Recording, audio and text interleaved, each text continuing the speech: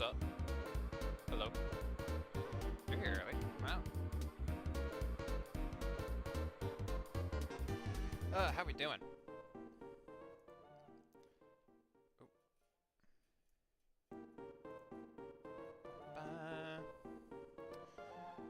Don't mind me. Got a couple more minutes getting things set up a little bit. Ugh.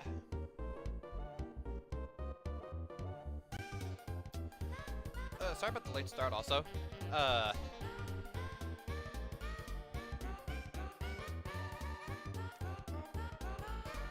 had a...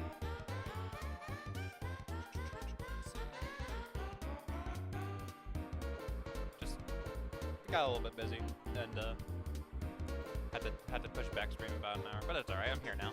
That's what counts.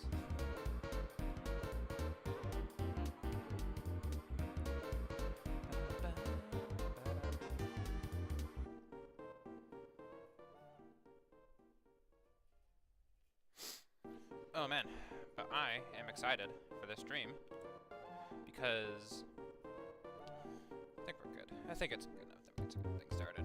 Alright, move over, get things open. I'm excited for this stream because I have officially beaten the original game's storyline. This program is brought to you by the following sponsors. Thanks, Margaret.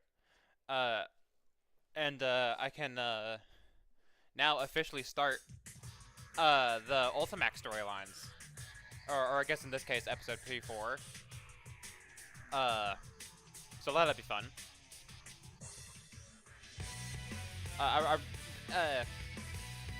Each bit of the original storyline, they kind of ended on a cliffhanger. So I'm hoping this game picks up where that one left off.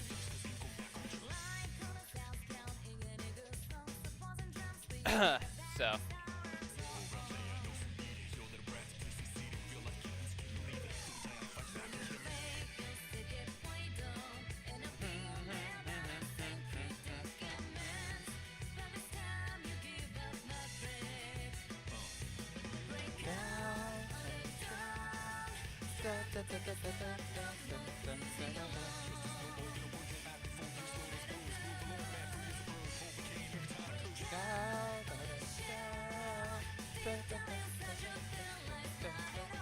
I'm wondering where this guy, Red Hair Man, comes in, because he wasn't anywhere to be seen in the arena story, but we'll see.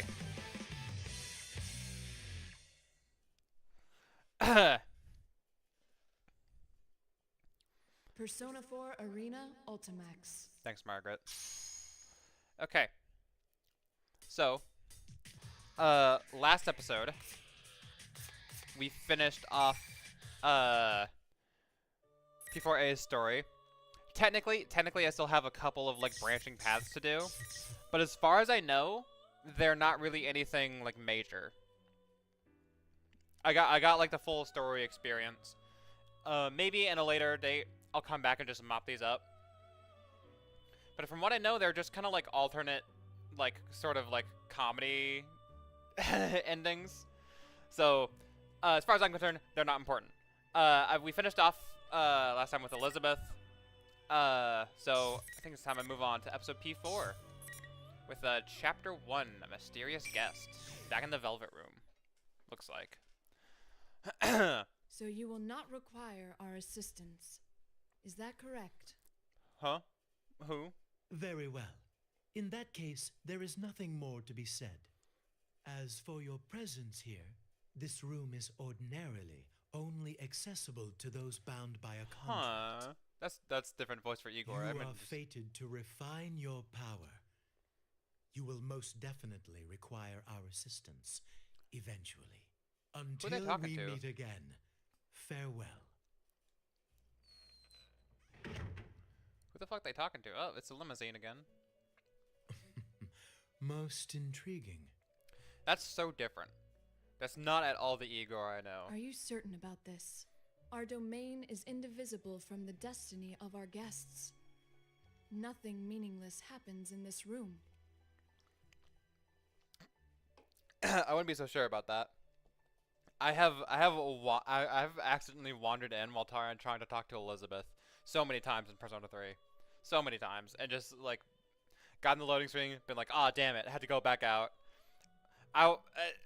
So I'm not sure about that, Margaret. Which can only mean that the fate of our visitor just now will be... Margaret? Pardon. I spoke out of turn. We are only allowed to watch over and assist those guests who are bound by the terms of the contract. Indeed.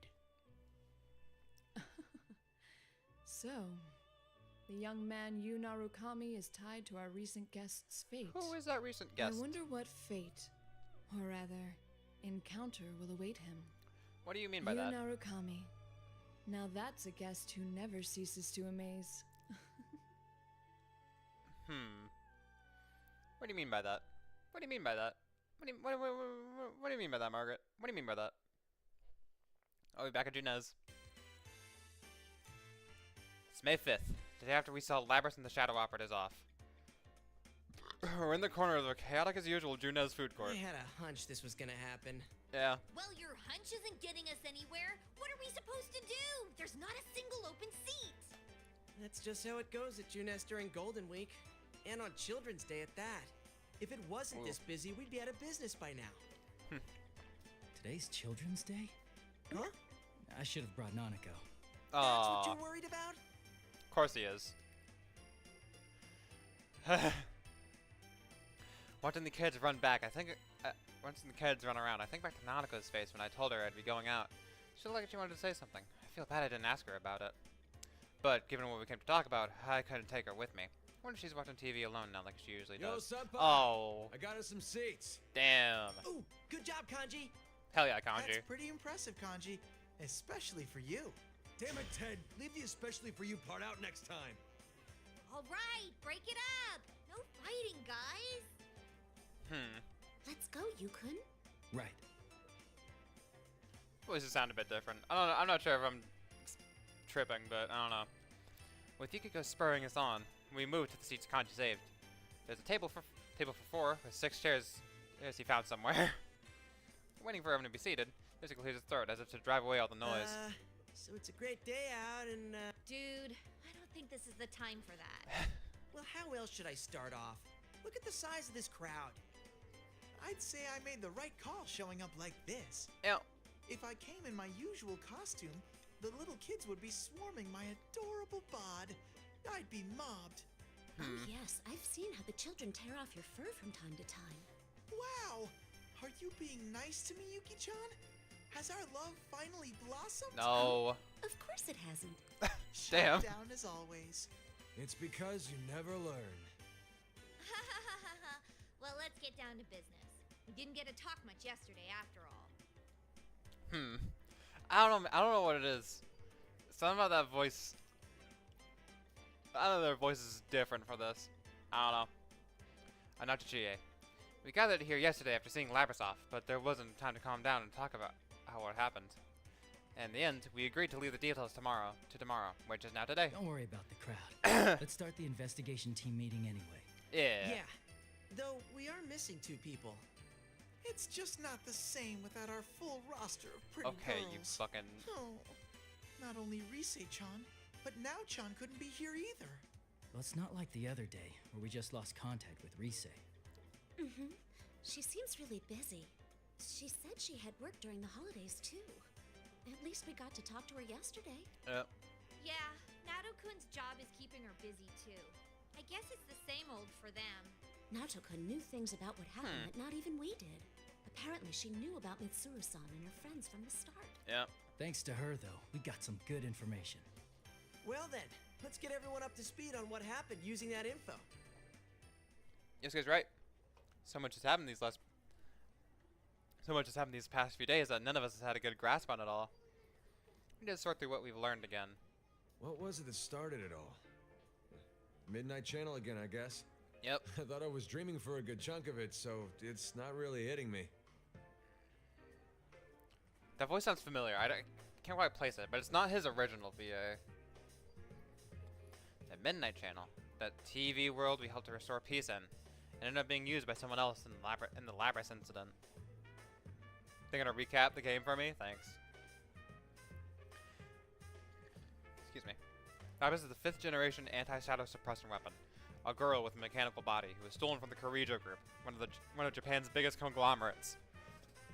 Someone threw her into the TV world. But Labrys faced her other suppressed self and But Labrys faced her other suppressed self there, and by accepting it, she awoke to her persona. That mostly wrapped things up. However, So who exactly was it that put Labrys inside the TV? And why? At first, I thought the So I'm culprit wondering was about- jealous of my popularity and tried to break us friends up. Mm-hmm. But that wasn't it. Their goal was to disrupt our hearts by making us fight each other, and then steal our personas after they returned to being shadows. Naruto Right. said as much too. I don't know. Turning them back to shadows and stealing them. That doesn't sound like something just anyone could pull off. right. Maybe not, but we know for certain that the culprit was using that method to try and gather powerful shadows. Gathering shadows, huh? That's definitely not something any normal person would do. The atmosphere darkens after Yosuke's remark. During the silence, I recall the events leading up to yesterday. Yeah. We had once again entered the TV world to figure out why the Midnight Channel was broadcasting again. What we found there was a strange fighting tournament called the P1 Grand Prix. At the heart of it was Labrys. Having gone through severe trials as a weapon with a heart, she gave birth to her shadow. A suppressed version of herself, which twisted her dream of wanting to be a normal schoolgirl. It all resulted in the P1 Grand Prix, designed to pit people against their friends. After we entered the TV, we got wrapped up in a battle just like Labrys' shadow planned, and we were forced to fight one another. But we also met members of a mysterious organization known as the Shadow Operatives, who were in search of Labrys, and their leader, Mitsuru Korijo, who's CEO of the Korijo Group. Was she CEO all of a sudden? Okay, I didn't know that. It was with their help that we conquered the tournament. I guess it makes sense. The position would, like, go down to the daughter. Makes sense. They're using the power of personas before we were. It was reassuring in a way to meet people who deal with shadows day in and day out. But the case isn't over yet. We couldn't find out who the culprit. We couldn't find out why the culprit put Labrys inside the TV to begin with. We don't even know who did it. But Tsurusan and her other people. But Tsurusan and her people seem to have some idea, but that doesn't mean we can ignore what happened in our town. So we made the decision to investigate the case on our own too. Yep, I remember Reminds me. it How happened are like things inside the TV? a day ago. The thought suddenly crossed my mind, so I asked Teddy. After we solved the first case, TV turned into a beautiful place, but wasn't that way anymore during the P1 Grand Prix. Wonder what happened after we saved Labrys. Still the same.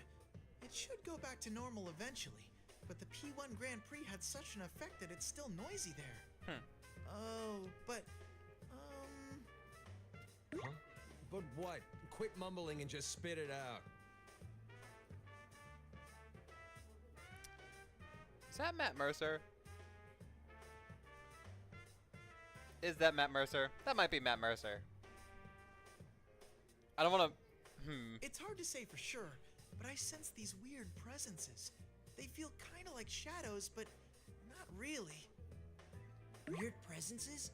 You mean there's something strange in there? I don't really know. What could it be? The culprit, maybe?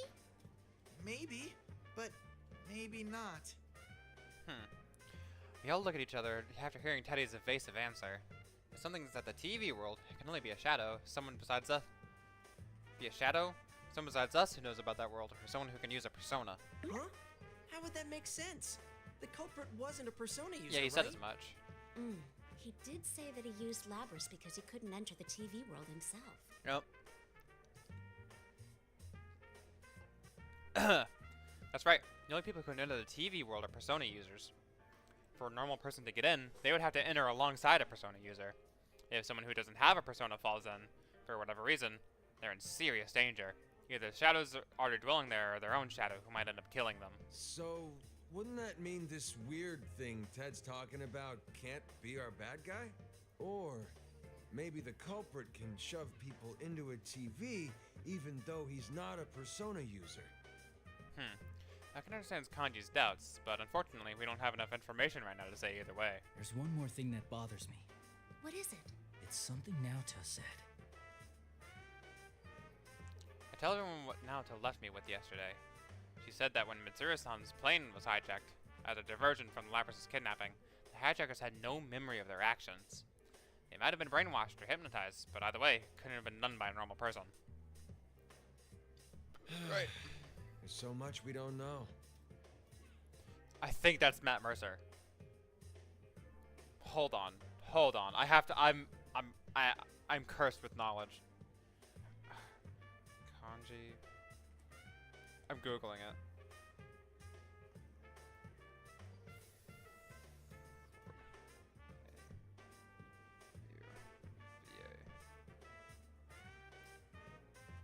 Matthew Mercer is the English dub voice of Kanji Tatsumi in Persona 4 Arena Ultimax. I fucking called it. It's Matt Mercer. He's two Emperor people. He's Kanji in this game and he's Yusuke in Persona 5. That's funny. All roads lead to Matt Mercer. Alright, cool. No matter what the culprit was trying to do, if he was after us in the TV world, I doubt this case will wrap itself up. Right. Mm-hmm. I agree. Oh, then does that mean... Too bad for Mitsuru-san, but we're gonna ignore her request not to get involved. You already went over this, buddy. When Mitsuru-san and her other people left, they told us not to get involved any further with this case. We knew why they said that, of course. They were worried about our safety. Still. Ah, so the investigation team's back in business. Yep. Yep. Feel a little bad doing this to Mitsuru-san, but we Whoa. can't just leave this be. We Pronounced can that really fight weirdly. too. And heck, this is our town, so it's practically our duty to do this. Right. I'm in too. After all, I am Labby-chan's knight. Plus, I can't sit on the sidelines after seeing what this culprit did to my world. It had gotten so peaceful thanks to you guys. I knew they felt this way, but I nodded firmly after seeing everyone still in agreement. So it's decided. Yep. Mm-hmm. We have to return the favor of getting stuck with those strange epithets, too. Right.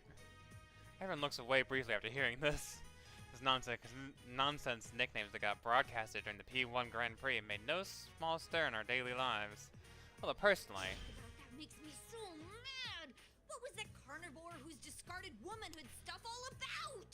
I yeah. can swear people cross the street now when they see me. Really? I was actually pretty impressed. Huh? Is that how you think of me, Yukon? No, that's not what I meant. That What did you reminds mean? me.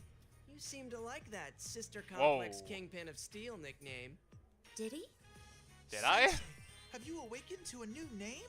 No. Should I call you No. Kingpin from now on? You should not. You should not. I wonder if it's just my imagination that what Yosuke said just now. I wonder if it's just my imagination that what Yosuke said just now hurt more than the nickname. All I meant was those nicknames weren't bad. Still, I admit I was almost impressed how precise those taunts were. In striking each of our hang-ups. This sure has turned out to be some Golden Week. And after you took the time to come see us, too. No kidding. Shit got stirred up the day you came back. Like someone planned it that way. God, I can't believe they got fucking Matt Mercer for this. That's really funny. I don't know. I don't know who voiced him originally, but it wasn't Matt. It wasn't Matt Mercer. I knew the name. I googled it, but I cannot for the life of me remember who it is. I'm not gonna Google it. Anyway. Unlike the others. Sorry, hold on. Okay. Oh my god, excuse me. I ate like right before this. I'm sorry. I'm so sorry. I demolished some pizza rolls. Everyone nods at Kanji's words. Everyone except Yosuke. Unlike the others, he just shoots me a slightly bleak glance. I know what it means, but I'll let him say it. That actually does still bother me a bit. Hold on. Sure, turn to meet Sun Golden Week. She got started the day you came back. Ah, gotcha. What do you mean? I just didn't catch what Kanji said. Oh, I guess the timing? It's like whoever did this was waiting for you to come back. I agree with them. The incident with Labras happened right when I returned to Inaba for Golden Week. It was times as if whoever saw heads up was just waiting for me to get back Well, in I guess town. there's no need to think about that now. Oh yeah, where's Marie-chan? Oh hey, hey, She's Marie elusive mentioned. as always. It looked like she was buying something at Sozai Daigaku the other day. What? Disappeared. Nobody told Emi-chan that Sensei was visiting? Well, it is Marie-chan we're talking about. I'm sure she's noticed that Yukun's back. Yeah, she is like a minor deity, so I think she'd take notice. Marie, she's another one involved in the first case when we solved here in Inaba. Well, yeah, that checks actually. We helped her regain her lost memories, and she now protects this town from as a minor goddess who supports the townspeople here. Yeah. Huh? Then, why hasn't she shown up? I mean, if she knew that Senpai's back, you'd think she'd be the first to show. I like how casual he was with that. Yeah, she's a minor goddess protecting the town. There's like podunk, middle of nowhere town. Meh, whatever. Oh. What the? Where'd that lightning come from all of a sudden? Oh, look at those insane rain clouds. It's gonna start pouring soon for sure. Marie. That's when I noticed that the thick crowd of customers has gotten pretty sparse. As the following families hurrying back inside, we also get up from our Jeez, seats. The weather report has been way off the mark lately. Oh, Oh, phone sorry, call. that's mine. Hello? Oh, Kase-san. Move away from Yukiko. A little to give her some space to talk. That reminds me, Labras is a robot, right? Would she rust if she got caught out in the rain? I mean, Akis was able to handle water pretty fine, so I Nah, I imagine doubt she- it. Yeah. The Kirijo group developed her after Yeah. all. They wouldn't be that cheap. Mm-hmm. Mid-chan's group sure is amazing. Her stuff is way better than Junes brand electronics. Uh. Shut up! And don't go dissing your own employer. I mean, he's not wrong, though. As Yosuke and Teddy snipe at each other, Chi gazes up at the cloudy sky when she notices me looking at her. She shakes her head, telling me not to worry. Labras is with Mitsuru-san and her friends, right? I wonder how she's doing. Yeah, she's probably fine. After the P1 Grand Prix, Labras joined Mitsuru-san on Shadow Operative since she has a persona now. Even as we speak, she and her companions are probably chasing down the culprit who threw her into Don't the TV. worry, I'm sure she's doing fine. If all goes well, we'll see her again in no time. Yeah, since we made our decision to stick our noses in the case, that means we're after the same thing Labras and the Shadow Operatives are. Seems possible we might meet up with Labras again somewhere soon. And again, we're doing this without Mitsuru-san's permission, so I can't say I'm eager to run into them. You're right. Man, I should stop being such a Yeah. worrywart. I think part of this is gonna be, hey, track down the culprit. Don't get like whacked by him, right? And challenge number 2 is do not for the fucking life of you get caught by the Shadow Ops. That is like mission failure, right there immediately. Hey, looks like Yukiko Senpai's off the phone. Okay. Oh, welcome back, Yukiko. What was the call about? It was the inn. It seems a group of our guests is still out. We didn't have any umbrellas ready for them, so I think a lot of them will come back drenched. Sorry, I have to go back for a bit. Oh, right. I forgot this is a busy time for the Amagi Inn, too. Yeah, the one other business that's in town. Actually, shouldn't we be heading home ourselves? Ugh, if this keeps up, I bet it'll keep raining into the night. Raining, huh? That thing's not gonna come on again, is it? Probably gotta check just in case. Sarah turns around at Yosuke's words. Says that thing, but we all know what he means. Talking about the Midnight Channel. This came on at midnight on a rainy day. The weather was just like this during the incident with Labras too. As if to break the silence, we hear another roll of thunder, closer than the one a moment ago. In Kaboom. any case, let's meet up again tomorrow to check up on the TV world. Okay, I'll see you all here tomorrow. And I'll make sure to let Risai-chan know too. I'll call up Naoto-kun, though I don't know yet if she'll be able to make it. Cool deal. Well, see you guys tomorrow. Yep. Sayonara. We hastily in the investigation team meeting before it starts raining. I see Yosuke starting to leave. I don't know. To leave after everyone else. I asked him about the issue he raised What do you earlier. think, Yosuke, about the timing of all of this? Oh, that. I don't know, I might be overthinking this, but if the culprit happens to know you, would that give some hint of who it might be? It was another understandable question, but I can't help but look. Look askance at him? If the culprit had investigated me, of course he knows something about me, but not my plan to stay in Inaba during Golden Week. It had to be a person who knows me, plus knew that I was coming here during the break. Is there anyone who knows that at all? Is it possible that it could be Adachi? Adachi-san? This time I'm caught completely off guard, and all I can do is dully repeat the question. Toru Adachi, the man who was arrested in the Midnight Channel murders. He should be in police custody by now, which is ironic, since he used to work for my uncle as a police detective at Inaba Station. I do have quite a history, so he obviously knows about me, and I can't rule out that Dojima-san might have told Adachi about my vacation plans. No, it wouldn't be him. He has a persona. Oh, yeah, good point. Sorry, Yep. I wasn't trying to weird you out. He got that Magatsu Izanagi. Yosuke's tone is apologetic, and he scratches his head. But really, I should be the one apologizing. I didn't just deny that it could have been Adachi-san because he's a persona user. The real reason deep down is that I trusted Adachi-san about. The real reason is that deep down I trusted what Adachi-san said about abiding by the rules of this world. But if it's not him, then who? The gray clouds filled the sky over our heads, mirroring the confused anxiety we shared. Yeah. Back home. And then Dad came on parent visiting day, so I made sure to raise my hand to answer all the teacher's questions. Hanako, you told that story 3 times already. No, I didn't. Nanako, who had been talking non-stop throughout their dinner, sulks at Dojima-san, pointing that out. Whether or not she'll admit it, though, I've definitely heard that story several times. Either parent visiting day made her that happy, or she was looking for any excuse to prolong our conversation. Well, whichever it is, Nanako seems happy, so I don't mind that much. And guess what? I saw a really long car yesterday. Oh yeah, a really long car? Really long car?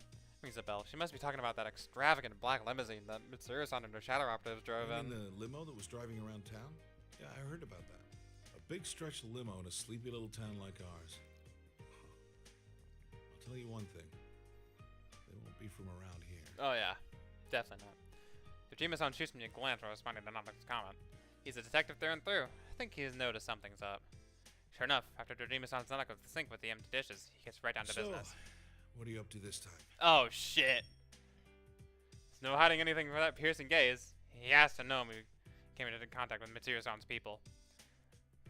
They were so dignified, it seeming that I hoped even their outrageously long limo wouldn't stand out here, but I find myself actually relieved to be The day mistaken. you were due back, a detective from the Metropolitan Police Department suddenly rang me up to ask about the details of that case.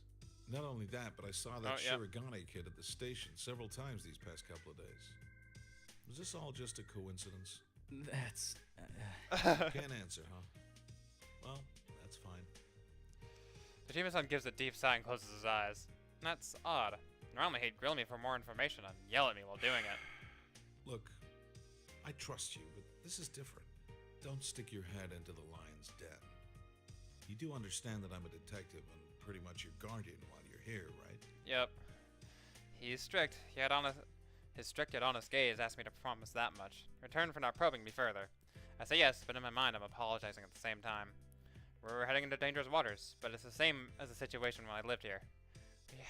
We have to be the ones to do As long this. as you understand that, then do whatever you want. Oh, damn. Can't help but smile at seeing Dojima-san look away and sigh. I'm sure that he has a million questions about everything I'm doing, but he's not asking them. It's because he trusts me. Hey, you're picking on Big Bro again, Dad. Oh. No, not at all. We were just talking. Really, Big Bro? Yeah, Really? There's nothing to worry about. Aw. I'll always be on your side, okay? Aw. That's sweet. Damn. When I answer her with a smile, Nanako looks up at me with a worried expression, but her reply is earnest. The corner of my eye, I see Dima-san looking uncomfortable, and I can't help but laugh again.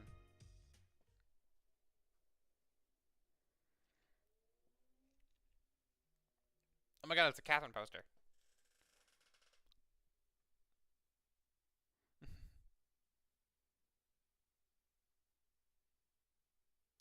Sorry. When I return to my room, I can hear a faint rumble of thunder in the distance. The rain that was pouring down this evening has already stopped. The pattern holds. The Midnight Channel should stay quiet as long as it's not raining. Realizing that raises a complex feelings in me. What? Oh, what? A complex of feelings? I think I wrote, whatever. I have to go back home tomorrow. And as much as I hope nothing happens, I want to resolve this mystery while I'm still here. But wishing to solve the case means wishing for something to happen. Make up your mind, you. I never really glanced towards the TV screen reflective surface and catch myself with an odd smile on my face. Just a little longer until midnight. I have it. I took the time. The moment I look back at the TV, the screen suddenly turns on. Oh? Did you say it's not raining or that it is raining? The strong win while the weak disappear. Oh. Tonight, we will witness the hottest battles in all history. The goddess Same announcer. of victory is waiting to descend upon the ring. Goddess of victory. P1 fans, are you ready? Are you ready? Oh god, why is she in a bikini now? Not again. The contestants in the previous P1 Grand Prix have returned for another tournament. Aye. Right on the heels of the last one. These warriors will create another legend here at the world-shattering P1 ring. Yeah, here we go again. These are battles of honor, battles of will. Sparks will fly. Some fight for pride, some fight for glory. Will this be decided by pure muscle, or will a battle of wits determine the outcome? Who can say? Hi, I guess. Things are heating up. Teddy! Oh, and Teddy's fucking dead. Who will win the title of champion? Who will Oh, Lapras is here now. the winner's wreath? Whose tale of glory will resound for generations? All that remains are the dreams of the warriors. She had the yellow eyes. She had her shadow's eyes. Plunges into its final chapter. The P1 climax is barely getting started. Why is he still Teddy? Huh. P1 climax. 4, 3, 2, 1. Hello? Hey. Oh. Ooh. Blackout.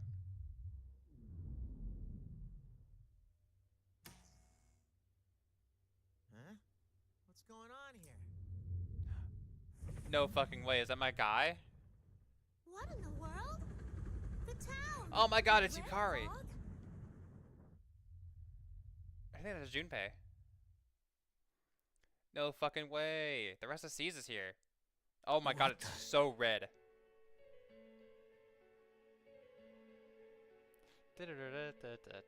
Not this song. Yo. Yo, hi. Just say sorry, but I will not be here. Oh, that's okay.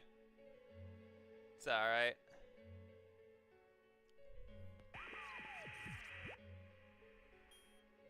Yoo-hoo! All you P1 crazies out there, sorry about the long wait. Wasn't that long. TV shows a familiar classroom. If I remember right, that's the announcement room the school Lapras created inside the TV world in the P1 Grand Prix. Standing in that announcement room is General Teddy. Actually, just his head, chortling away. The P1 Oh boy. climax. It's the end of the world. One-on-one death match that's worthy of the name Climax. Ooh. And best of all, if you don't win the one-on-one tournament to the finish within the hour, the world will end. No punches pulled this time. I'm watching my football soccer team match, and this is very important, so sorry. No, it's no sweat. Don't worry about it. Totally get it. Enjoy the game. I'll make myself clear Oh. so that no one Whoa. misunderstands. Voice change. This will not be taking place within the TV world. Huh. It will, in fact, take place in the reality which you occupy. Enjoy it while you can. Weird. Alrighty then. Time to show off how that special stage is going.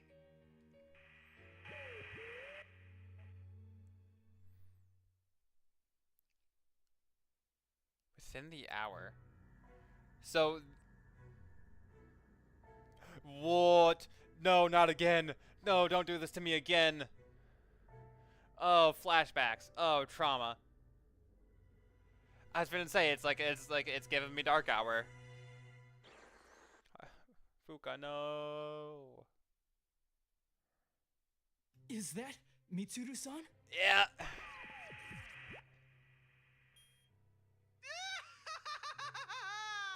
What will be the fate of our captured queen and her loyal minions? Don't call them Then that. again, if we don't have a champion, everyone's a goner anyway.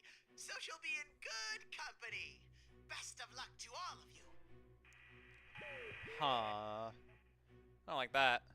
This play cuts off abruptly and the TV becomes a silent box. Realizing that a strange red light is filling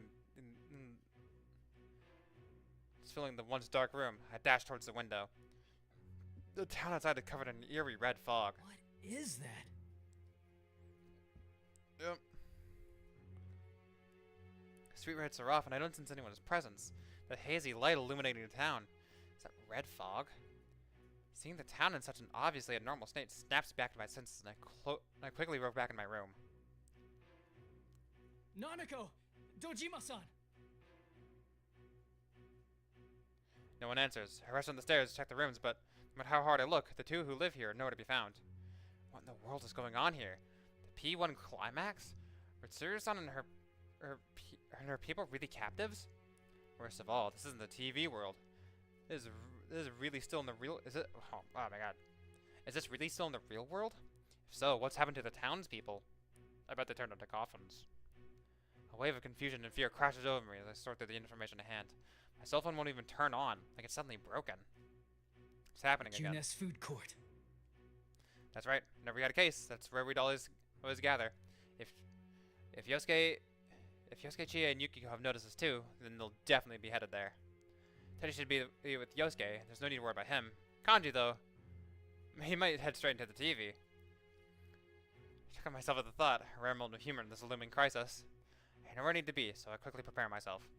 Ready to fight. I was always clad in my Yasugami High uniform. I think that'd be wearing it again so soon. It's with a sense of trepidation that I opened the front door.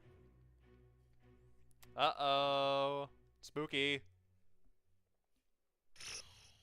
To be continued. Fuck off. Oh, I see. Ah. Oh. What? Oh, I see. There's like branching paths. Okay, so I started here, cleared all the way here. So now Naoto and Rise are open. And they're both chapter 2, which is interesting. Okay, cool. Ooh, which one should I do first? Which one do y'all want? Which one do y'all want me to do first? Anyone that's here. Pick Rise and or Rise or Naoto. I bet you flip a coin actually. Might be easier. Hold on. I have a cool like 50-cent piece that my girlfriend gave me. I'm gonna flip it. Heads Naoto, tails Rise. See if I can do this close enough to the mic that you can hear it. Nope, that was a bad flip. That was a bad flip. Tails, we're going Rise. Okay.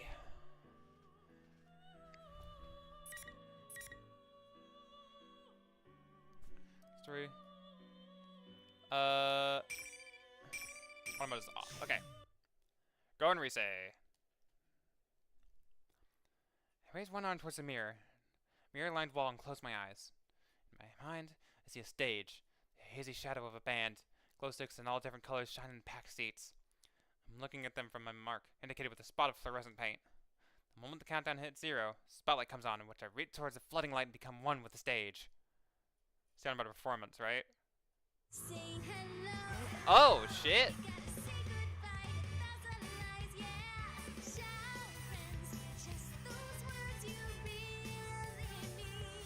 Oh, look at her go!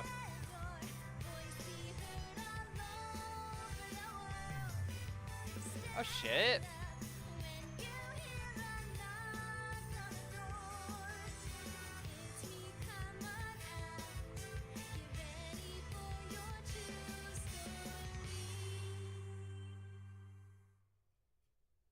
Huh.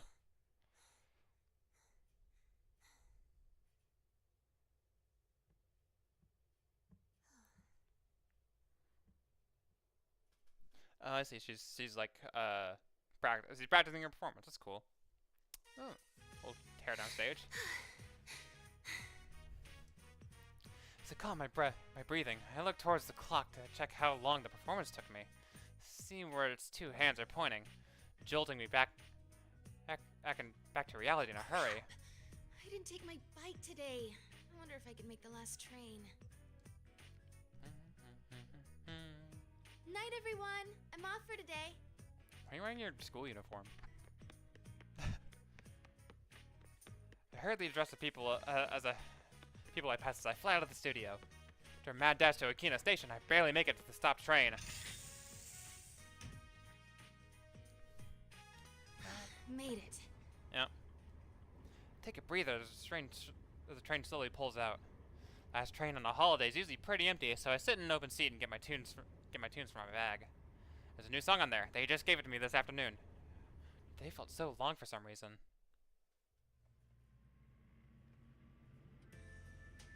It's gotten a lot later than we expected. Are you still okay on time?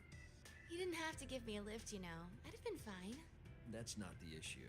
Come on, I'm your manager.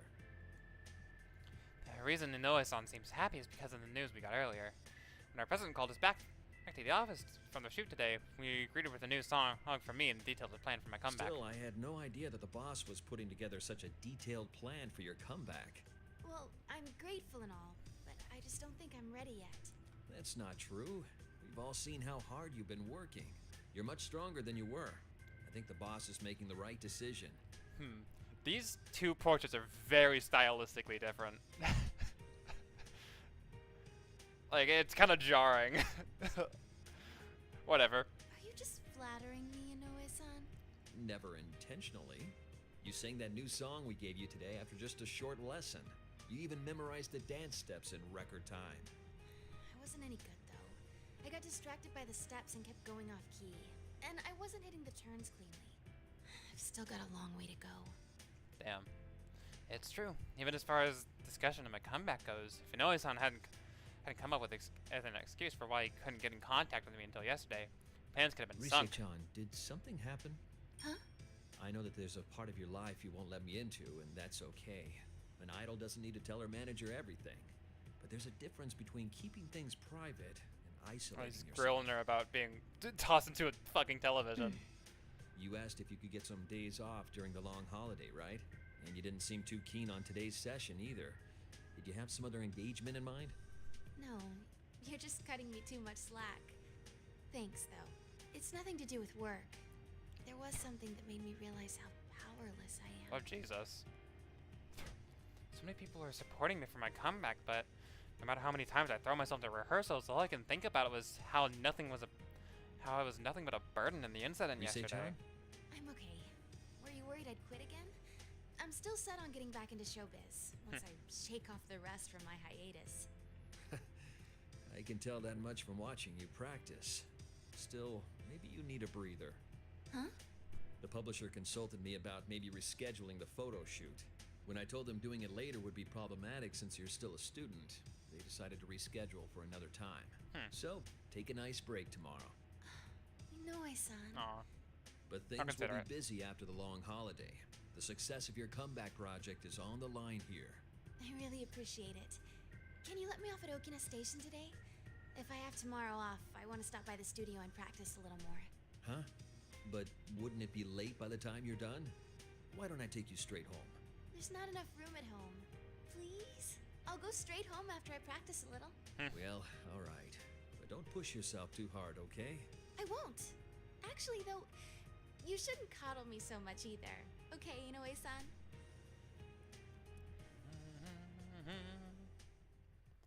Oh man. Oh no, she's gonna get stuck on the subway, isn't she? Oh, that's terrifying. Through the train window, I can see the countryside. Only a few lights here and there. The train was completely empty to begin with, and it only gets emptier as we approach the final stop. A long holiday, huh? This holiday was supposed to cap off with just work and rehearsals. When I heard Yu-senpai was coming back, I was the one who decided not to change my plans. When I told the others, they said like, "Oh well, work's work," and hang in there. Kanji was the only one who acted like a kid, saying, "What's more important to you, your work or senpai?" Reminds me, Naoto-kun had to work during the holidays too. Yeah, Naoto-kun wouldn't get all indecisive about these things when I sigh and take out of my cell. I notice I have an email. Oh, it's from Yukiko-senpai. Summary of what the investigation team talked about today, and the time we're meeting tomorrow. At 6 a.m.? That's early. I bet some of those guys are gonna be late for sure. Oh, for sure. Well, I say that. I laughed, but it quickly turned into a sigh. I have tomorrow off thanks to Inoue-san, and while I'm happy to get to see everyone, I'm a little bummed out too. I couldn't do anything during that incident. I don't remember anything else, but the day after I finished shopping for dinner at Janez, I came to, I was already in the announcement room in the TV world, under the surveillance of General Teddy. At the end, it turned out that General Teddy was Lapras' shadow, taking on Teddy's form. The shadow was holding this event called the P1 Grand Prix, and forcing my senpai to fight each other in it. Since I was captured, they used my voice and likeness to goad everyone to hurting each other. I thought I sounded cool saying I had work, but I got kidnapped, imprisoned, and watching them use my face and voice to confuse everyone. At this rate, I can barely face Senpai and the others. Yu-senpai will be going back tomorrow, and I think about Fuka-san, who had such tremendous powers that she could help Mitsuru-san by describing what was going on inside the TV world, even from outside. I wish it could be that useful. Next stop is Yaso Inaba. Yaso Inaba. Yep. What the? That was a weird place to cut the announcement off. All of a sudden, the lights in the train shut off, and the train had already begun to slow down until its last stop grinds to a halt. Oh no! A blackout? Look out the window to check. Huge red moon dominates the sky. In the direction the train was headed, there looks to be a giant red cocoon. Is that fog? What's that? Inaba's that way. I turn around. There's no one on the train. They've all disappeared. The train car was pretty empty, but I'm positive I was the only passenger before. No way. What's going on? Oh, right. My cell. I think I'll be able to find something out if I contact someone.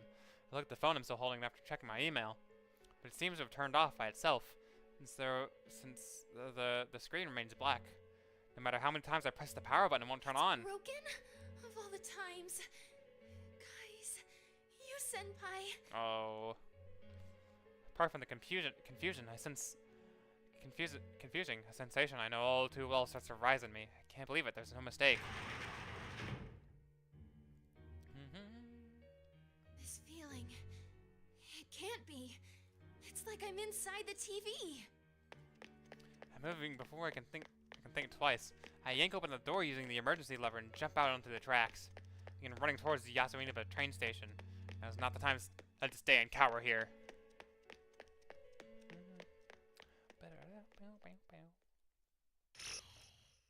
To be continued. That's it? What the fuck? Okay. Alright, well, I guess it didn't matter all that much. Okay. Mysterious guest. Investigation team reborn and countdown. Impatience dash to Inaba. Alright, so we start now with those with find the clues.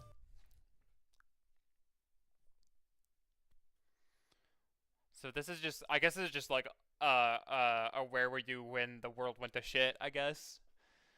The clock's ticking echoes through the room, and I look up from the file I hold. Seems I yearn for some mental stimulation to distract me from the sheer volume of information I'm attempting to process. When I look up, all that's before me are the tall stacks of files I brought in from the reference room. When I cooperated with the investigation as a detective, I had only been in this room a few times. They must have ushered me into the drawing room on the highest floor of Enopa Station today in order to send a message. Don't draw attention to yourself. I lower my hat to rest my eyes and spend some time thinking back on the conversation I had a short while ago. I see. In other words, nothing suspicious is apparent in the current Kirijo group. Correct. There are no factors that would necessitate detouring Mitsuru Kirijo or the shadow operatives which she leads. The man holding my report falls silent, pondering something. His reaction shows that he most likely foresaw what sort of report I'd hand in. The well-dressed man before me, it belongs to the National Police Agency Security Bureau, Security Playing Division, or in brief, for him, Public Safety Police. It was he who requested the undercover investigation to Mitsuru-san's shadow operatives. Mitsuru Kirijo seemed to have some idea who stole her cargo, yes? She did indeed. To begin with, the culprit knew the contents of the cargo which even Miss Kirijo herself did not fully understand. It follows that the culprit in this case was someone with intimate knowledge of the Kirijo group's dark secrets. How Mitsuru Kirijo deals with this culprit will surely shed more light upon her true motives. Half of that is true, and half is sophistry. I need to discover the trump card that public safety is hiding. For most likely that trump card will lead us to the culprit of this case, the one who stole Lapras and threw her into the TV world. After a moment of silence, the man places a stack of thick folders before me. If he had prepared this in advance, that means he was weighing his options. He knows my intentions, yet he must have made that decision. That what they stand to gain is worth the risk. Report to us again when you find out more. With that, the man leaves the room. It seems my gamble paid off. Whether I find out more or not, it's certain that something will happen. Lapras' kidnapper hasn't been caught, yet the case is ongoing. Even now, there may be new developments somewhere. My friends on the investigation team must be having a strategy meeting at the food court around now. Though it's been a while since any of us have seen Yusenpai, so the conversation may have already digressed. Sighing, I forced aside the twinge of loneliness and dropped my gaze at the file on my gamble wand. The Kirijo Ergonomics Research Laboratory. An organization specializing in research upon shadows. So she's just gonna get files on the secret ergonomics lab? Ooh, that's fun. What I demanded of public safety was an investigative document on a Kirijo Group research institute which no longer exists. The founder of that institute was Mitsuru-san's grandfather, Koetsu Ukurijo. The contents of that report were filed with matters that were hard to believe. The Dark Hour, a different world populated by shadows that seems to intrude on the real world. The mysterious, almost alien artifacts known as plumes of dusk that can induce a personality. Humanoid robots called anti-shadow suppression weapons that were developed to oppose shadows. Artificial persona users who gain their abilities with special drugs. Oh, she's talking about Strega. That's nice. Had I not seen Aigis and Lapras with my own two eyes, the supernatural content of this file would seem ludicrously implausible. A flood of shadows and the manifestation of personas. There are many similarities to what we experienced. Yeah. The chief difference is that their catastrophe was artificially induced in the name of research. I sense an unwavering commitment to duty from Mitsuru-san and her team. Though they, like us, are persona users, the horrors in this file must be why I detect a very different type of resolve from them. I hesitate to look into such matters without their consent, but I doubt they would volunteer much. I think there's also a different voice actor with... I think she also has a different voice actor in this. That's interesting. From what I can deduce based on this, the culprit in Lapras' case is without a doubt related to Kirijo and ergo research. The clue that leads to the truth has to be here. And if by chance something were to happen to Mitsuru-san and her people, we would need to know more about our common enemy. Shuji Akutsuki. Oh, not the position him. Of chairman at Gekkokan High after Ergo Research was disbanded. Oh. Mitsuru-san went there. Not the chairman. Not the pun master himself. Oh. Deceased in 2009. Cause of death. Falling from the school's observatory. Was it suicide? No listed family. You could... Well... It's complicated. There's no other information in regards to him. The document I gained from public safety. Simplicity of this section regards to the Shuji Kutsuki, an obviously important in person hardly left an impression on me. You could say that. You could say that. Left an impression on me too, but not for a good reason. I finished reading of the material, but to be honest, it tells me little. Most of the principals involved are already deceased, including Koetsu, Kirijo, Shuji Ikutsu, and the Persona users whose abilities were artificially awakened. Still, I do learn something. The culprit's objective in Labrys's case had similarities to the purpose of ergo research. To deliberately gather shadows in order to fuse them together. If that was the objective, wouldn't the TV world have been an ideal place for a test run? It may be best if I check inside of the TV world once more. When I opened my cell phone to share my findings, scant though they may be, I noticed that the hour was late, almost the next day. It's a bit late to call them. Which reminds me, I think I heard thunder earlier. Could it have rained? That word rained gives me a pause. During the incident with Labrys, the Midnight Channel was broadcasting again. If her case is truly ongoing, does that mean it could come on tonight? A bad feeling crosses my mind. A call at this hour? From an unknown number. Hello. I got through. Miss Detective? Wait, no. Naoto-kun, right? That voice. Is that you, Labrys? What's the matter? Listen up, because we got a big problem. Mitsuru-san and the others were on their way to Inaba, but they've gone missing. What? Missing? So we were gonna go look for them, but these weird guys came barging into the Shadow Operatives lab. I'm the only one who got out. Oh god. The Shadow Operative Research Lab was attacked? Could it be the enemy? No, that's not it. It's most likely. Labrys, calm down. Can you describe anything unique about the people who invaded your headquarters? Unique? They came in a big group. They wore suits. They showed this paper-looking thing, and they said something about an investigation. Police? Just as I thought. Public safety. I had my suspicions, but there can be no mistake. The Kirijo group and public safety are formally in cooperation. Public safety privately has a low opinion of the Shadow Operatives. Hence, the request that I perform an undercover investigation. They must have found out about Mitsuru-san's disappearance and use it as an opportunity to launch a compulsory investigation. Mitsuru-san's disappearance, could it really be related to public safety's move? Labrys said a moment ago that Mitsuru-san and her people were headed to Inaba. Why? I think carefully, sorting through this information, I asked Labrys for more details. Oop, sorry. I understand. What's your present situation? I can't go back to the lab, right? Even if I could, I wouldn't know what to do without Mitsuru-san around. But then I found out the Shadow Operatives got these special folks who only get called up in emergencies. I just met up with them a minute ago, and we're about to go look for Mitsuru-san and them. Understood. I'll cooperate as well.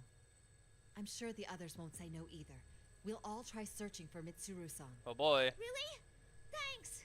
Labrys, there's something else I'd like to ask.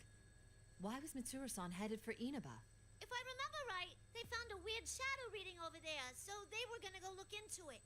A weird shadow reading? An abnormal shadow reading is detected in Inaba, and Mitsuru-san and her people go missing when they head out to investigate. Even if this is unrelated to public safety matter, I can't overlook this detail. Mitsuru-san and her people are Persona users, and extremely skilled ones at that. They are in a situation with no means of contacting help, and whatever enemy they face must be formidable. And the first such enemy who comes to mind is the culprit who kidnapped Labrys and forced us to fight in the P1 Grand Prix. The reading spiked all of a sudden. Did something happen over there? Nothing springs to mind. Oh, sorry, hold on a moment. I checked the clock on the wall of the drawing room. It's almost midnight. There was an abnormal shadow reading. The Midnight Channel could be involved. Need to find a room with a TV. But let's continue this on the move. We should meet up at the very least. Actually, is that a helicopter I hear in the background? Yeah, I was wondering about that too. I'm surprised you can tell. We have a maid piloting one right now. A maid? Your maids are fucking helicopter pilots? What the fuck? A personal helicopter up there and a maid piloting it? I never thought my family was poor, but thinking back to the limousine and the Kirijo... Thinking about the limousine, the Kirijo clan seems to be on a completely different level. Let me think of a place where a helicopter could land around here. Oh, too late. Oh, that helicopter's gonna fucking crash. Oh god. Oh god. I hope... Oh no. As they continue to walk As they continue to talk while walking down the hallway, all the lights suddenly turn off. Though it is midnight, this is a police station. There should be several officers still stationed here, even at this hour. However, in defiance of these facts, an unnatural stillness pervades the air. Blackout. No, that's not it. The rolling helicopter rotor from the other end of the line have also fallen silent. My cell phone has gone dead, as if the batteries are drained. Try a few things, but it won't even turn on. Have all the electronics stopped working so suddenly? I open a nearby door to get a better look at my environment. The empty room is hazily lit by an eerie red glow coming from the window. Walking to get a clear view, I gasp at the sight outside. An obvious pall has fallen upon this quiet rural town. Fog? Oh shit, that tower. Oh, it's Tartarus 2. Oh no, Tartarus 2 Electric Boogaloo. Seeing the town enveloped in fog, I can't help but remember last year's case. With the foreboding feeling that the situation has taken a turn for the worse, I quickly leaves his strangely empty Inaba station.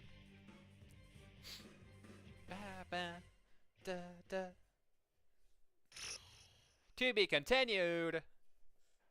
This fucking game. Okay. Alright, who we got next? Chapter 3, A Warped Town. Sun phone call. Okay. Alright, let's go. See what Yosuke has to say about all this. Damn it, it's not turning on. Street lights are all out too. Oh, weird. What's going on here? Okay, so it's kind of the opposite of the Dark Hour from Persona 3. Okay. So in Persona 3, during the Dark Hour, the ambient light would be green and all the water would turn blood red, right? This seems to be the opposite. Oh, I'm about to sneeze. Never mind. Oh, okay. My nose just started burning for no reason. That's fun. But yeah, in the Dark Hour, the ambient light would be green and the water would turn red. But here, it seems that like the ambient light is red, though the water's green. I wonder why that is. Why? That's strange. That just flipped. Midnight Channel came on again. I called up you, and all of a sudden, my cell's gone completely dead. What in the world is happening now? I had to rush to the floodplain for the time being, but there's not a single soul at the red out in the red fog apart from Teddy, who's running right next to me. Isn't this pretty dangerous? There's no one around. Am I gonna be all alone with Yosuke for the rest of my life? No! Why couldn't I be stuck with a beautiful lady? Oh my god. I could say the same thing about you. Anyways, we need to get to Juness right now. Let's go. We're going to Juness? Such devotion to your company in a crisis. That's not why we're going, moron. Someone from the team's bound to be there now. Whenever anything happened, we always met up there. So if we can't get in contact with anyone, that's the first place to go, right? Sound logic. Oh, I see. Then Sensei, Chie-chan, Yuki-chan, and even Kanji are probably on their way right now. Kanji's still a little bit of a question mark in my mind. Actually, I could imagine Kanji going straight into the TV world instead. That's two that mentioned that. I wonder why. I mean, that guy went into the TV while he was half asleep. It wouldn't surprise me a bit if the first thing he saw it was, I better go into the TV right away. What was up with that midnight channel earlier? I've never heard of it starting before midnight. And what's up with the countdown? This isn't New Year's Eve. It's a good thing we were in front of the TV.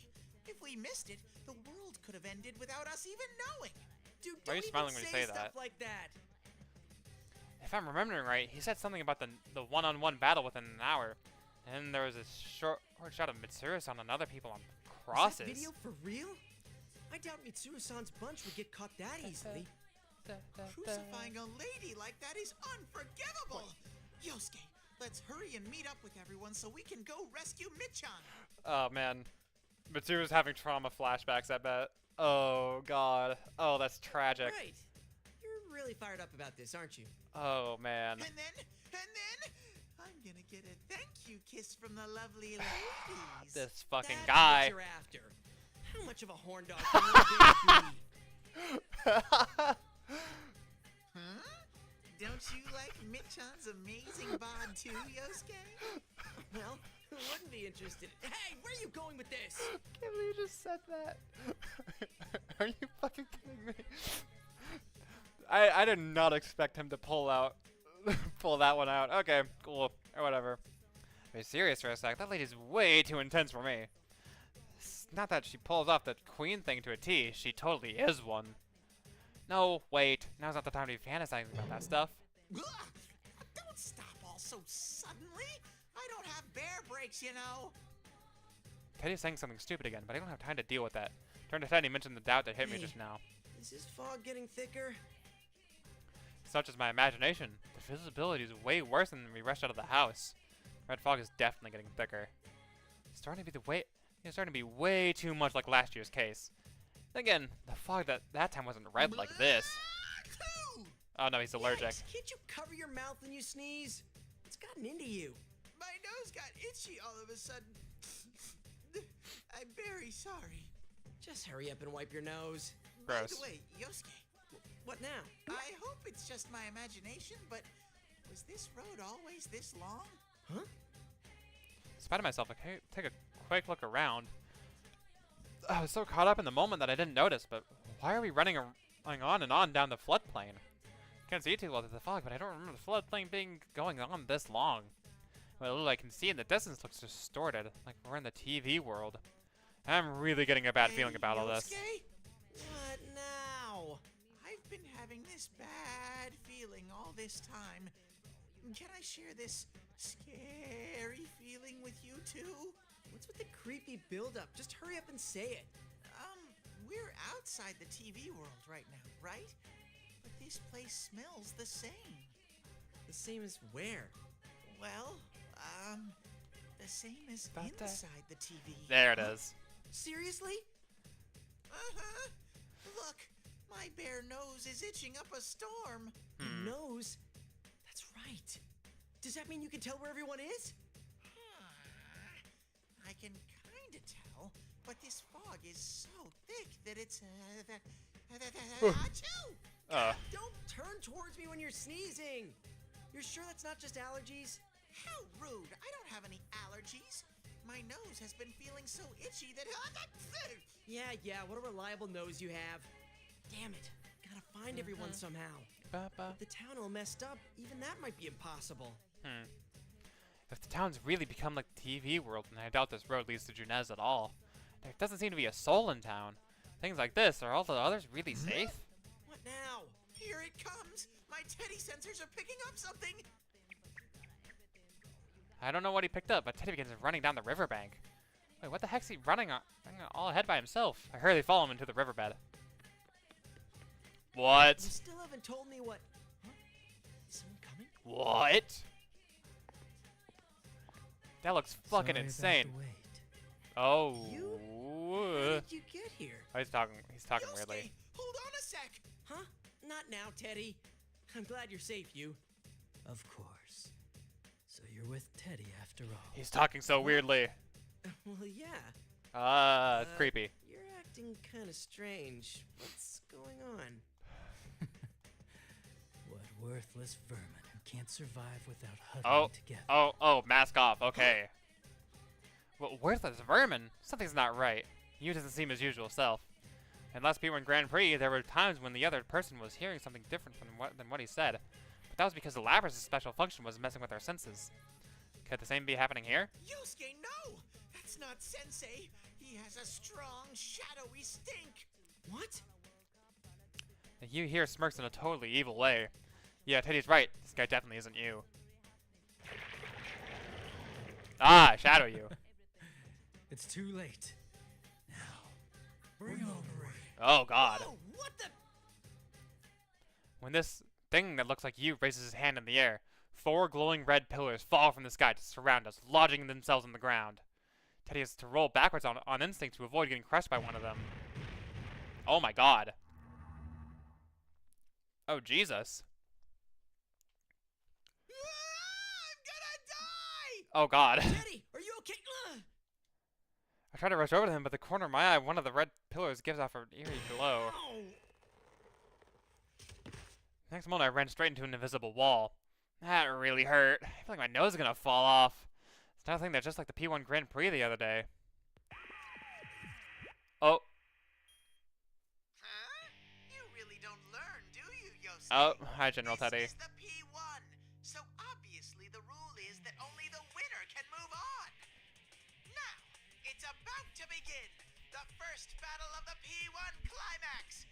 Everyone ready? You again? Yosuke, the fake Teddy's back! Yeah. Oh, You're God, General oh, God. Teddy? Yeah. Seriously? But you were just Labrys's... What are you talking about? You're such a grown ranger, Yosuke. Oh my God. It doesn't matter who I am. Continue this idle speculation. Oh God. And you'll lose your life rather quickly. Oh, don't like that. What? That's the same like mannerism of speaking as the person who acted in Labrys, by the way. I caught that. This isn't good. I sense something, and instinctively dive to the side. After I do, I quickly roll and go ground. After I do a quick roll on the hard ground, I hurry and get back on my feet. I look back to where I was standing, see the sword you swung hitting that exact spot. Holy shit! If that hit me, I would have been practically dead. What was that for? There's only one thing that happens in the P1, so hurry and draw your weapon, Yosuke. What are you saying? You seem a lot like you. I can't tell if you're being tricked or not. You can't tell by the fucking piercing yellow eyes? Yosuke, there's no need to worry. What you're looking at now isn't Oh, sensei. that's professionally honest, okay. Fake that I made. So now that there's no need to hold back, go fight it. A fake? That's right. What really draws in the crowds at a fighting tournament are chaotic, intense, neck-and-neck battles. So the great General Teddy went to the trouble of ginning up shadows to settle things with you guys. He made this thing?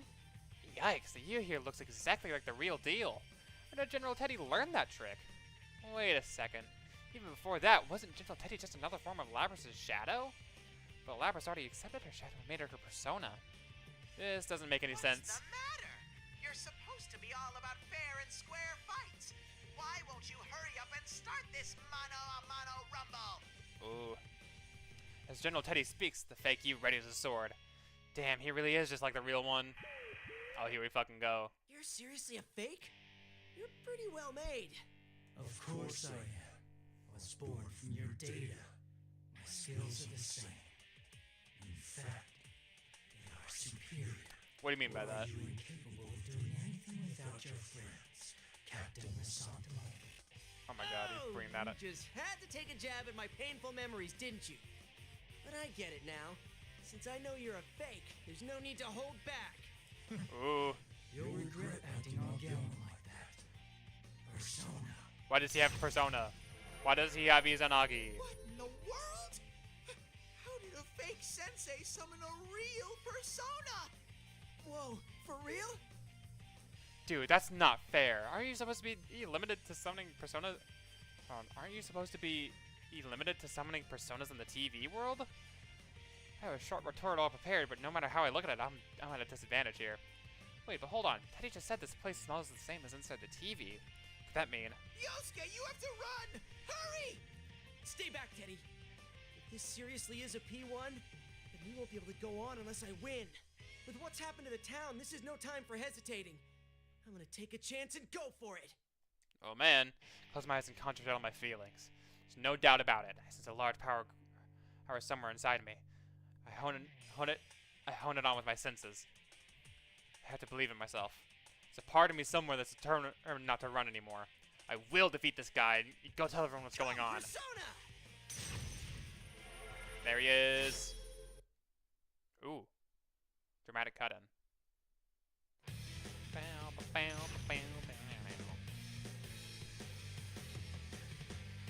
Here we fucking go.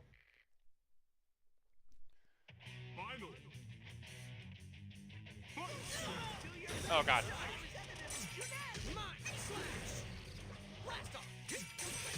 Stop blocking. There we go.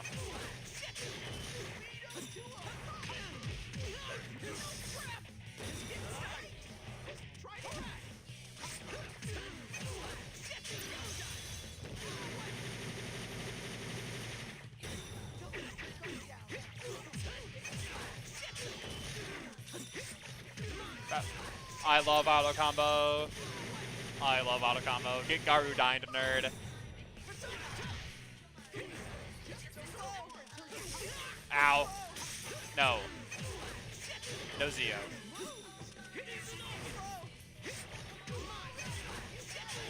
There we go.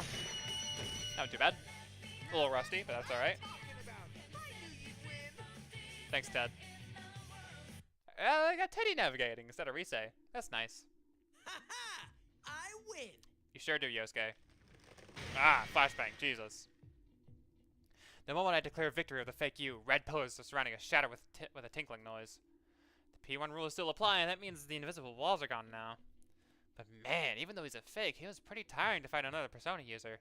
Every time I clashed with him, my muscles were burning up. But I still feel kind of like they're prickling. Huh? Am I that out of shape? Yosuke!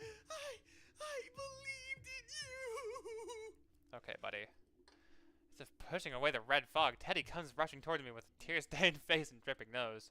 My arms and reflexively dodge him. Yosuke? Dude, what did you expect? You're practically soaking in fog. Soaking in fog, tears, and snot. I pretend not to notice his offended look and try to come up with something else to talk about. Well, fake you. Are you? Ah! Whoa! Oh, he disappears. Okay, goodbye. Huh? What was that? When I turn around, the fake you starts to melt into black goop before my eyes. And the surreal light leaves me at a loss for words. But not Teddy. Ah! Sensei's melted like butter! Dude, that wasn't the real you. This is kind of a gross way to prove it. Yeah, yucky. Even as we speak, the fake you bubbles up and continues to melt away. I guess they weren't lying when they said that this fake was made with a shadow. Still, just because it's fake doesn't change the fact that it looked like you. Seeing it dissolve like that makes me feel a little sick. This fake you completely loses its shape, becoming just a black puddle. These particles of light float up from it into the sky. What's that? Hey, Yosuke.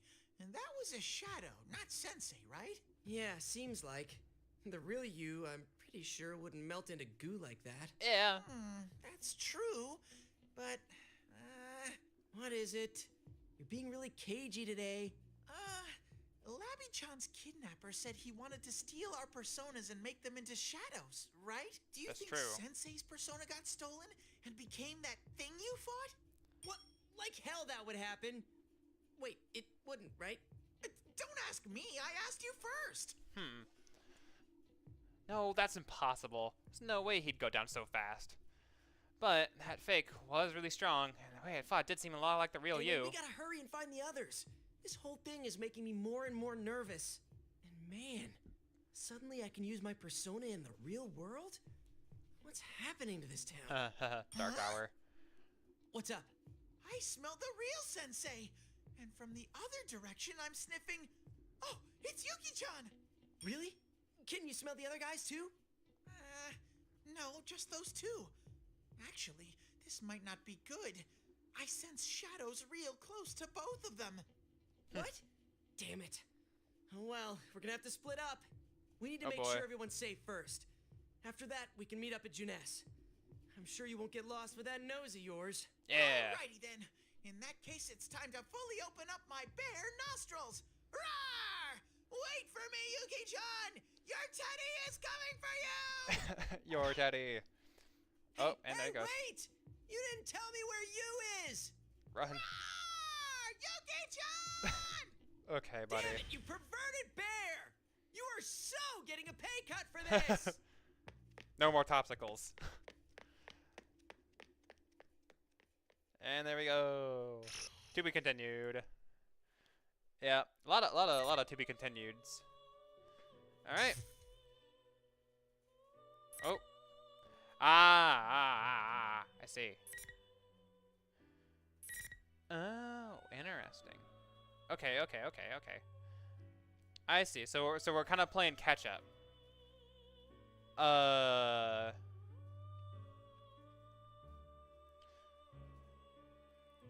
So okay, it's going across like a chapter system, right? First stretch was chapter 1. These two were both chapter 2. This was chapter 3, and you and Teddy are representative of chapter 4. This seems, I think, I'm gonna try to go top to bottom on this. So I'm gonna start with you now. Third ordeal. Looks like the Velvet Room. Oh, yep. There's a hymn of the soul, everyone. Ah, welcome to the Velvet Room. Nice to see you again, Margaret. I know that voice.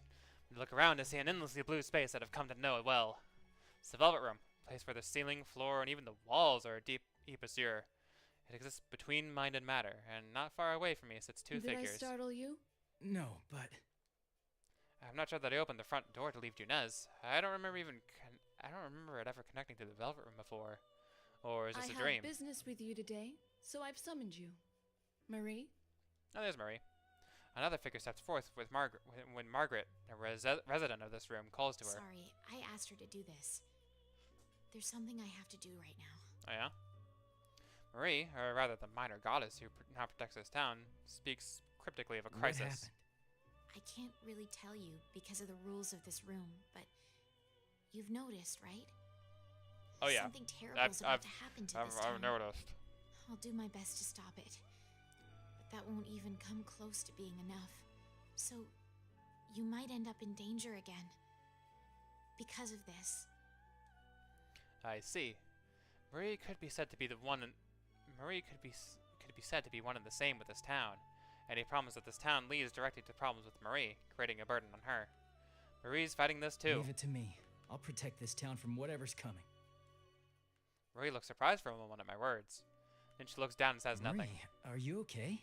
You stupid goody-goody womanizing lame-o. What? Get out of here. Womanizing? That's a mean thing to say to a person worried about you. Well, that is like her. Still, she may be toughing out, but I can tell this abnormality is eating away at Marie. It seems you still have a lot to learn. You may have noticed, but your precious town faces an even greater threat than before. Someone is attempting to merge Inaba with the other world, which you once called the Midnight Channel. What? Fortunately, Marie's powers are currently protecting the townspeople. But that will not last long. What do you mean? A town that's become a labyrinth choked by fog and silence. A labyrinth. Inaba exists in a unique time right now. A unique Only time. Persona users who have accepted their suppressed egos are able to freely move about through the evil red fog. Interesting. But at this rate, the fog will thicken, and those who cannot use such powers will be swallowed into this world. So that's what General Teddy meant by within the hour. This will be the third ordeal thrust upon you. Or perhaps it is the continuation of the second. Will you overcome it with aplomb this time as well? I don't know what that word means. You can do this. And as for the culprit in this case... Why is she echoey? Oh, that's odd. Marie's voice is starting to sound hazy. And the sensation, I've felt it before. It's the feeling I get when I leave the Velvet Room. Wait, no! Marie's not done yet! The culprit in the case. But before I can hear the most crucial part of Marie's message, my consciousness is slowly swallowed by darkness. Oh, that's weird. I don't think anything has ever been able to, like, yoink me out of the Velvet Room before. That's interesting. Oh, hold on, I skipped that. I skipped that first bit. When I come to, I'm standing in front of the Dojima residence. I can't just stand around. I can't just stand around here, though. As if to shake off my fears, I start running towards Junez. Oh boy.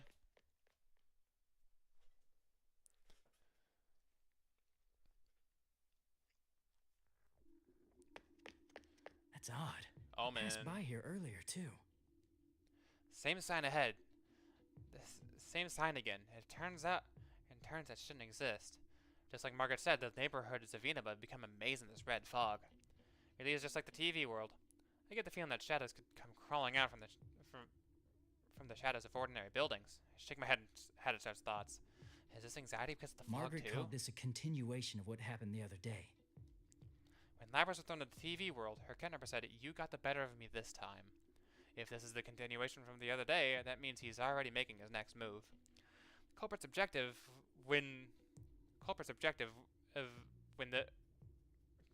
then was to gather powerful shadows. Is that what he's setting out to do this time as well? Something's bothering me. What is it?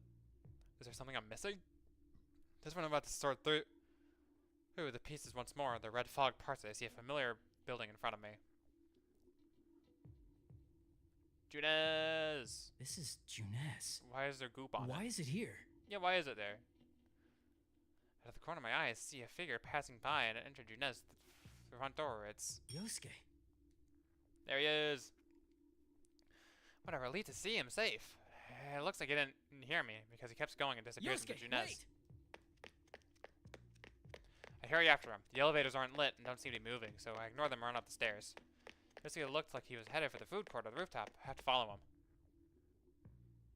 Oh, hello. Yosuke! I call out to the person standing in the food court. Yosuke turns around while gripping the fence and Yo, smirks. it's you! Well, I had a feeling someone would show up. That's what I was thinking too. Are you alone? Where's Teddy? Teddy? Oh, that useless ball of fur? Oh, there it is. Something's not right. Teddy and Yosuke bicker all the time, but their bond of trust is stronger than anyone else's underneath it. But the way Yosuke talked about him just now had an obvious current of disdain to Are it. you really Yosuke? Oh damn, that was quick. Cares? Either way, you're done for. Plus, take a look at that. Yosuke points to what's behind me. When I turn around, I see he's pointing at something beyond on the red haze on the hill beyond the distorted neighborhoods. Most likely the side of Yasugami High, where I used to attend, looms a bizarre, long, and unnaturally thin shadow. What is that? It's Tartarus 2 Electric Boogaloo. When I rush over to the fence, the wind pushes away the fog, letting me see a thin shadow for what it really is. A grotesque tower that defies reality. Nothing like any normal building. The image of Mitsuru-san's people being crucified passes through my mind. Yeah.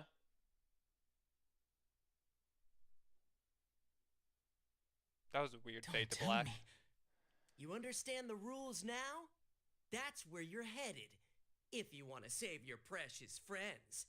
And this world. I squint and try to get a better look at the tower, the fence, but the fog blows in again and conceals that abomination. As I continue to stare at it, hoping the wind will change, I sense Yosuke move. Yep.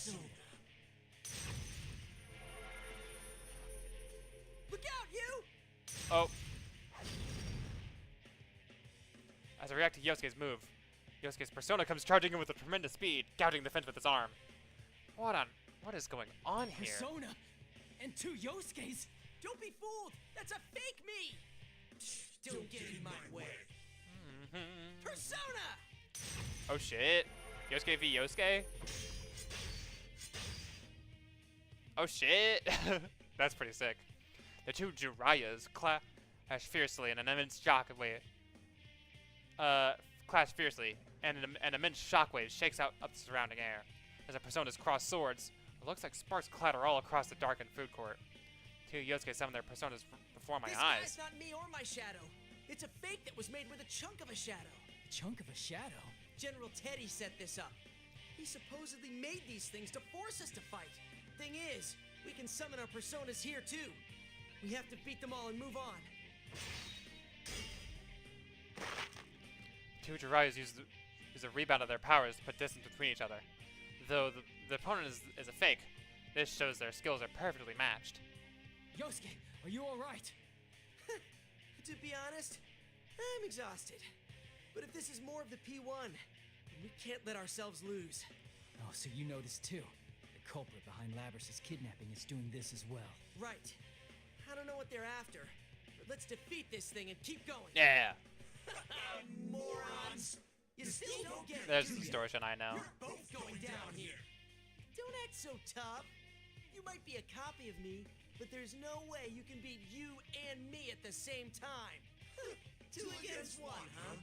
We were being all fair and square, but I see you'd rather play dirty. Can you fucking stop us? You can't do anything unless you're huddled together. You're completely forgetting the rules.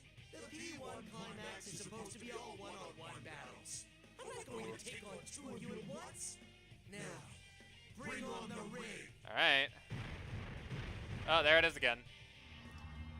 The fake Yosuke signal. 4 red pillars fall out of the sky. Pillars tower over the food court, surrounding both ourselves and the fake. They give off an eerie light. What is this? Come on, first come, first serve. Oh, and I guess I'll tell you something else. Ignoring me and trying to run ahead will get you nowhere. Like I said before, if you want to stop the world from ending, you've got no choice but to head to Yasogami High. Head to Tartarus too, Electric Boogaloo. You're already in the way. Those red pillars create invisible walls. Yeah. And there's no way to get rid of them but to win one-on-one. In other words, the only way you can save your world is for one of you to defeat me. Yep. Damn it. Invisible walls again? What are we gonna do? Can we trust anything he's saying? Well, I think about the way that the previous Grand Prix worked. There's no reason to doubt these invisible walls exist. There's no way to confirm what the fake Yosuke is saying, and even if there was, if beating him in a 2-on-1 fight resulted in us being trapped here, it would be a hollow victory. Jeez, you just don't know when to give in. Can't you just go on and fight when it's not against your friends? You already know it's a fake. You. Yes, yes, it's the lovely General Teddy. I've been watching all this time, and what am I seeing? I poured my heart into making fakes who look exactly like you, all to set up a good fight. What more do you want? Can it? With all that fair and square stuff you were saying, were we somehow not supposed to think something's going on with all this? Yosuke, how cruel. I just want to feel your fighting spirit. Though, this is fine with me, you know. At such a leisurely pace, the world really will be destroyed. Now, hurry up and fight to the death. Ah, okay. I guess. Oh, that bastard. Even the fake one's not half as cute as he thinks. Huh. Calm down, Yosuke. Getting flustered is exactly what they want. Still, we have no other choice but to fight the fake here. Question is, who will go up against it, Yosuke or me? Oh, I get to choose. Oh, that's fun. I'll start with you. I already played as Yosuke a bit, so I'm gonna pick you here.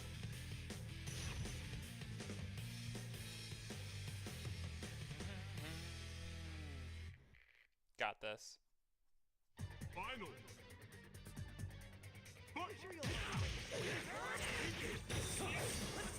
Go for another Over here. one. Come. Over here. Pretty easy. Just keep going. Yeah. Nice try. Over here. Looks like we're meant to go inside. Over here. Over here. Easy nice. Persona. There you go. All right, we won. Great work.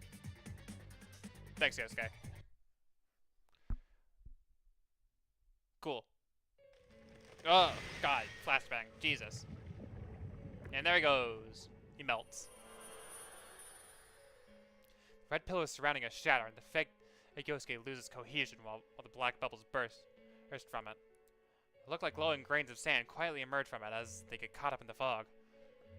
The glowing grains disappear into the sky. It really was a chunk of a shadow. You could have trusted me at least on that part, you know. Though that doesn't make me feel better about seeing this happen so many times. Many times? Did you fight a fake version of someone else before coming here? Yeah. It was, a fake you. Me? Huh. Are you alright? Oh, sure. I figured out pretty quick that it wasn't you. These guys aren't trying too hard to act like us. Yeah. It's not like before when they were trying to upset us. But that makes it even more disturbing. They're not trying to hide, and they're fighting fair. That seems really fishy in itself. Yep. Right? Well, the rule where you have to win one-on-one before moving on seems to be the same as before. But something's telling me we shouldn't believe everything they're saying either. Yosuke is right. It certainly looks like the culprit has to come settle this fair and square, but he's also taken Mitsuru-san down to Mitsuru-san on the town hostage, leaving us no choice but to fight. This means there must be a reason they're so adamant on fighting us one-on-one. That reminds me, is Teddy okay? Have you seen anyone else? Huh? Oh, Teddy sniffed out Yukiko with that nose of his and took off to find her. Some help that guy was. You have no idea how much trouble I had to go through to find you. Well, you showed up just in time to save me. Anyway, I'm relieved to hear Teddy's nose is working. Let's leave the others to him. We need to get to Yasugami High. There's not much time left until this supposed end of the world. Oh boy. Wait a sec. That fake said the same thing, but why Yasugami High? I don't know why, but it looks like that's where we have to go. See? Gonna point out Tartarus 2 Electric Boogaloo? Yep. I point to where I saw the tower. Yosuke rushes over the fence. His flustered expression changes to surprise on seeing the tower looming on the hill past the hazy red fog. Is that Yasugami High? What's happened to it? We'll have to go there and find out. Mitsuru-san and her friends are probably there too. Damn it, everything's going according to their plan, huh? Yeah, but we have to do this. I'll be counting on your help, Yosuke. What's the matter? Nah, you're right.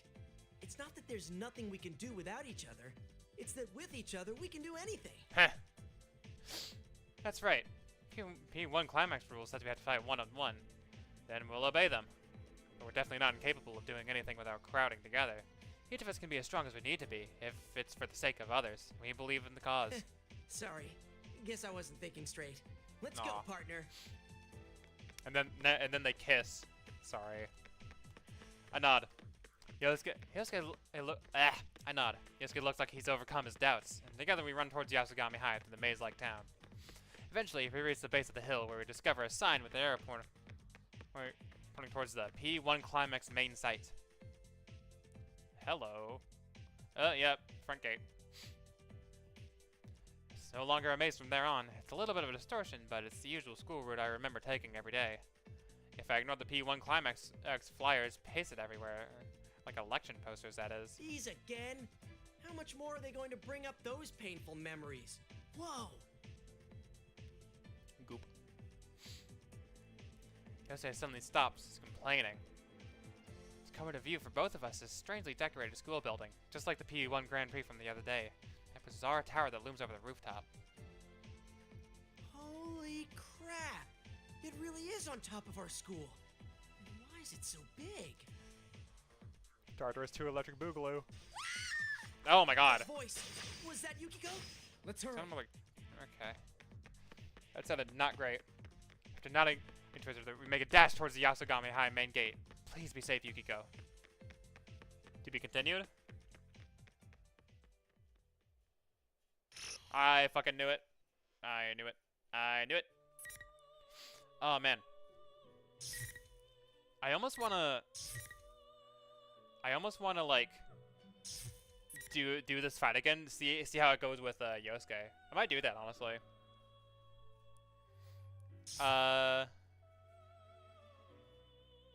But I don't think there'd be a different outcome. I think it'd just be a versus fight. So whatever. Okay. Next up for chapter 4 is Tedsworth. The General's entrance. Alright, Teddy. Just you wait, Yuki-chan. I'm coming. Huh? It's the same sign again. Oh, it's Marie's Dungeons theme. A dead end this time. What's going on here? It's no use. I decided to stop and concentrate on my nose. Here it comes. I'm sensing Yuki-chan for sure. Huh? There's something else nearby too. Could this be someone trying to approach Yuki-chan, who must be so lonely and lost without her Teddy? Okay. That's unforgivable. My rage is on the verge of exploding.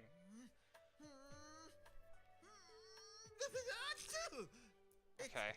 It's no use. I can only tell that there's two. Oh my god. It's gonna die. What are the two readings near Yuki-chan? One of them seems a bit weird. How do I put this? It was like, that sensei that melted earlier. Could it be someone's fake? This isn't good. Oh my god. My nose just won't listen. I mean, work. I don't even know where I am anymore. I wonder if Yosuke you're at managed to Mail find Mart. Sensei. What are you acting like a lost kid for, you idiot? Oh? Oh my god, it's the general! It's a ghost! You look so spineless. It is none other than I, General Teddy! Where's your salute? It's that shameless imposter again. What's with his inflated ego? First we defeat the fake sensei, now a fake me is showing up? Worse yet, this bizarre fake that caused me so much hassle the other day. Looks like I better give him a piece of my mind. Seriously, what a bearden you are! If you keep dawdling around, the world will go kablooey! That's right! I can't waste my time here. Hey, why is the fake telling me that? Oh, is this reverse psychology? This weirdly dressed clone actually a good guy? Nah, impossible. You can try to nudge me along all you want, but I'm not fooled. You're an imposter after my good name! Oh, what a rude bear! Saying such things after I try to be kind. Well then, I'll tell you something especially good. It does not matter whether I'm real or an imposter. Oh god, that's the worst. Have you forgotten? You are the same as me. Nothing but a mere shadow. What's going on here? Just when I thought the fake stopped cosplaying as the puffed up general, its voice suddenly changed. How dare he say that I'm the same as a shadow? So mean. That's not true. I mean, I was just an ordinary nobody bear at first, but I met Sensei and everyone else and changed. I'm the one, the only Teddy. Sensei said so. Yeah, I guess. Then tell me this. Ugh, I hate this. If you didn't have your friend. Oh, I hate it. I hate Shadow Teddy. I hate this. Able to be yourself until recognized by another. What are you truly? That's... Don't worry. It's not only you. Oh my god. All the worthless refuse living in this world is the same. That is the extent of the self. It is a squalid concept. I hate it. Weaklings His eyes look like pasted on. Through comparison to others. Like they're sheets of paper just kind of like glued onto his face. Ugh, I hate it. Ugh. It's yucky. Finding peace by herding together. That's not how it is. I just want to be with my friends. They're not averting their eyes either. Regardless, I will kill you slowly and return you and your persona back to shadow. Okay, buddy. Now, bring on the ring. Here we go again. This fake puts up a hand, these red pillars go wham into the ground. This is just like when Yosuke fought against the Shadow earlier. Let me guess, does this fake want to pick a fight with me? What's the matter? Scared? Well then, how about a Are you wager? scared? Whoever wins is the real one. Alright. Like I let that happen. There's no way I can lose this. I'll do whatever it takes to prove I'm the one and only Teddy in the world. Oh. We going. Alright. Let's do this.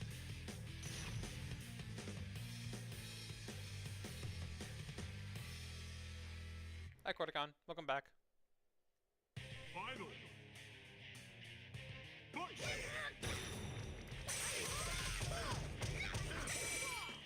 What is Rise doing here? There we go. Got hits.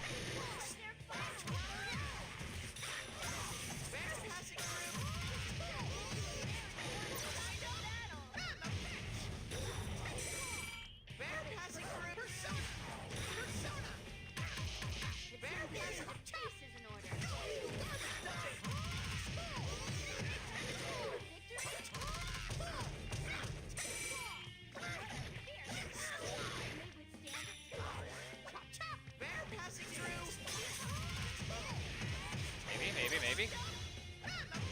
Hit him with a nuclear bomb.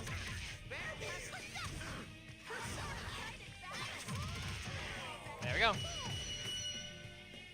Batter up. I'm so fucking happy. Come on. What's up? Oh my god. I did it. All right. Keep being That's the nice. real Teddy. Good for you, I guess. But was fighting always this tiring? I feel more pooped than usual. Ah, flashbang. Jesus Christ. The one thing about this game that never changes is that every time something important happens, it fucking flashbangs me. Jesus Christ. When I get a chance to catch my breath, the pillars split down the middle, and rag fog that thinned while fighting comes drifting in and moistens my adorable Okay. This fog again. Oh, and he's a general again. Well, that'll do. Was this fake? Was this fake not really a fake? When Yosuke won, the fake went all blurp and got melty. So why is this one still standing normally? A shadow with an ego. I thought it could be suitable for my scheme, but it seems I'll have to use the other instead. Ooh, it's a fun voice. When General Teddy opens his palm, I can see the shiny thing is in it. And then just like that, they go flying in the sky, like the wind blew them away. What are those shiny thingies? I think I saw them when Yosuke was fighting too. Come on, what are you staring at? Your friends are already headed to the school. Why aren't you on your way to meet them? Grr. You don't get to boss me around. And what's up with you? You did all this to the town. You keep telling us where we're supposed to go. If you're the enemy, then why aren't you acting more evil? Yeesh. What a noisy bear. Your complaint doesn't make any sense either. Okay. Right now, yeah, that's it. Okay. Anyway, just hurry up and come to the high school. We're gonna settle the score once and for all there. All right. On my way to Tartarus 2 Electric Boogaloo. Wait! Before I could stop him, General Teddy disappears into the red fog. But I did hear them say that everyone's headed for the school. Why are they all going there? Best I can remember is that out of the school that Sensei went to was the same direction that those shiny thingies flew towards. Oh, interesting. What is that? Oh, hey, it's Tartarus 2. There's a huge tower standing where Sensei's high school should be. Tartarus 2 Electric Boogaloo. And what's that red fog swirling around? I think I smell danger from it. Danger. I think for a moment. Looks like something bad's happened to Sensei's school. But I promised Yosuke that I'd find Yuki-chan. My nose is still all runny, but Yuki-chan's smell hadn't moved from that spot yet, so I know what I have to do. If the others are headed to the school, then I need to get to Yuki-chan. I'm sure Sensei and the rest can handle everything over there. Wait for me, Yuki-chan! Your adorable Teddy is rushing to you at once! Metro Boomin.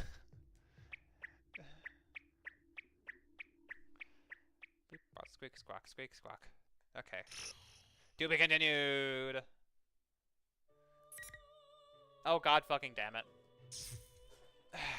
Alright, I got a bot. IG story. And Yukiko's. Cool. 1 second. Gotta fucking take care of this. But okay, get the fuck out of here.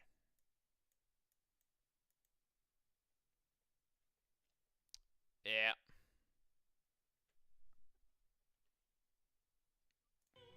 Bots.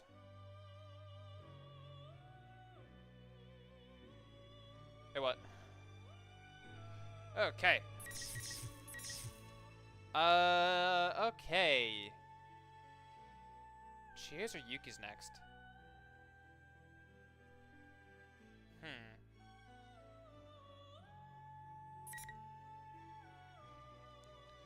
I think I'm gonna go Chia's. We haven't seen much of her, so I've been going kind of right to left too.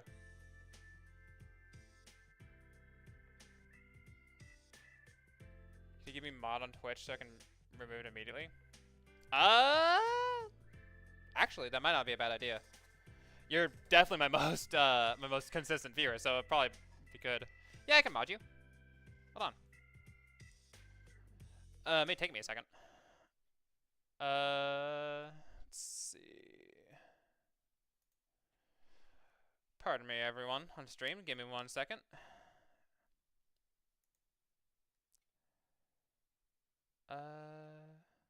Bop.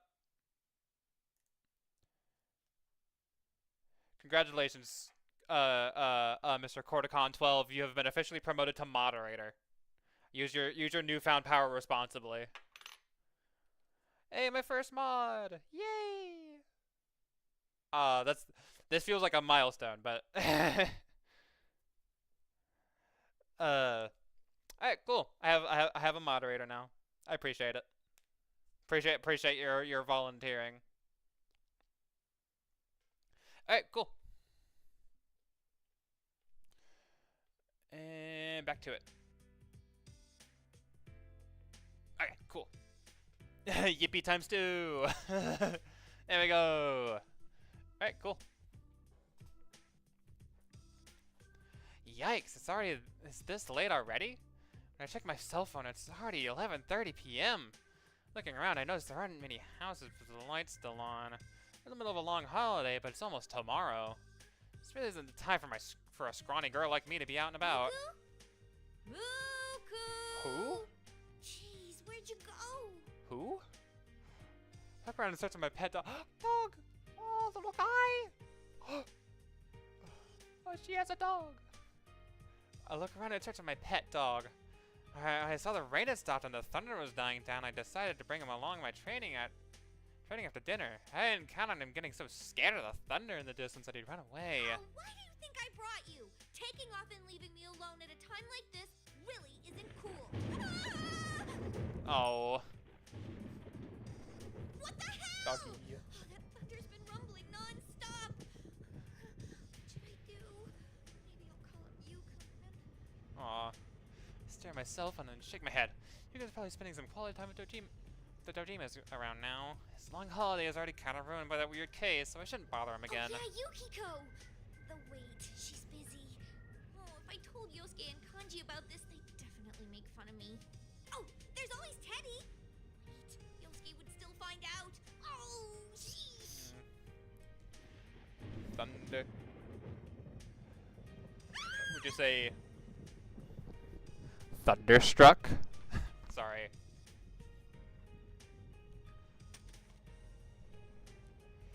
I think that was pretty close. What should I do? Head back home? Am I remembering right that dogs have a homing instinct? I try to figure out what to do and pick up the cell phone. When I dropped. I haven't noticed the phone's clock. Yikes, only a few minutes to midnight. Why did it get so late? I'm starting to stare at my phone dumbfounded when the clock's display suddenly disappears. Up. For whom the bell tolls. Here we go. No way, it's out of batteries! I hurry and check my phone, but then I notice something strange. It's not just my phone, the streetlights are off, and the lights in the houses around me are gone too. The only light left is... Red fog? I can't keep my voice from trembling. Something weird is going on. Why isn't anyone coming out of their houses? Why is it so quiet? It seems almost like the town's deserted. Actually, it's like the TV world. There's no way that would happen. What was I thinking? My laugh gets sucked into the fog covering the area like the fog ate it up and weakly disappears. With a sense of dread creeping down my spine, I look towards the hill where Yasugami High is and see something even more unbelievable. Tartarus 2 Electric Boogaloo. What's that?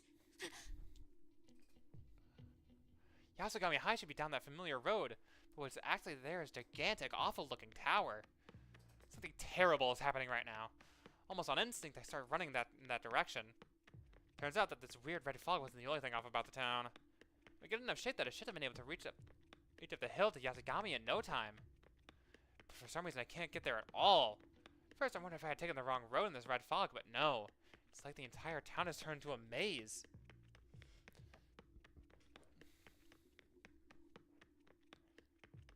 No, don't question what I'm about to type. It's not anything controversial, but on any other... it's not anything controversial, but just on other language. It is neither my language. Okay. Okay. Alright, I guess.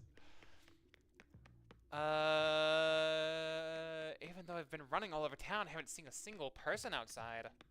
Seriously, what's going on here? I think that I'll get overwhelmed with anxiety as soon as I stop running and keep going through the desolate streets.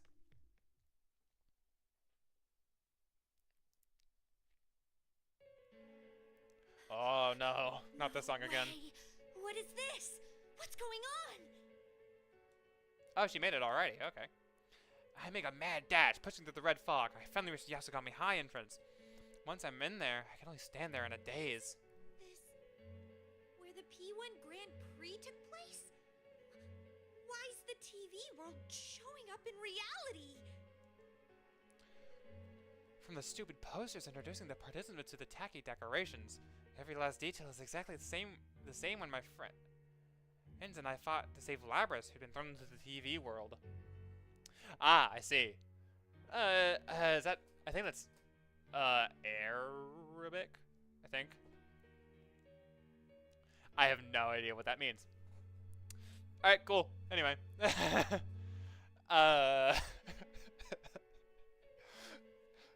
That's gonna be interesting.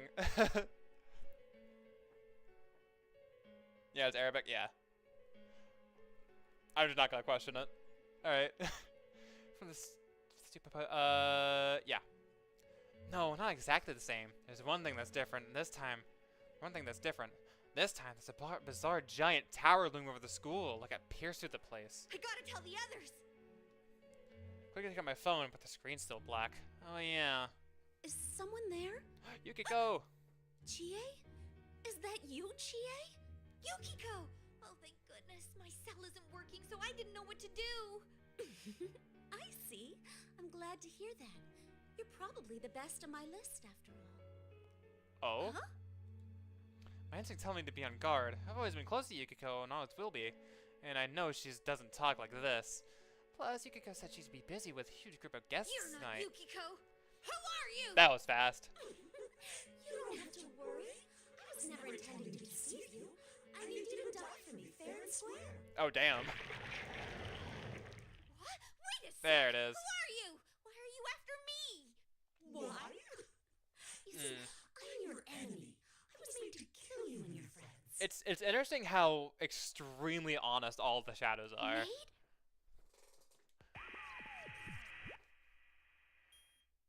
This sounds like a good time for me, Hi General again. Teddy, to explain what's going on. Hey, you got your ass kicked like a second ago. Teddy? Why are you here? I mean, you were Labrys's... Blah, blah, so Alright. Yap, yap. I worry that you're already turning into an old maid, Chie-chan. Fucking excuse me? Look, it doesn't matter. Anyway, that's not Yuki-chan. It's a total fake that I made. So there's no need to worry at all. You can pulverize her to your heart's content. You little... There's no need to worry at all. You took the time to make it look like Yukiko, so don't give me that crap. Oh, really? Then hurry up and die. Oh, God. This is very sudden.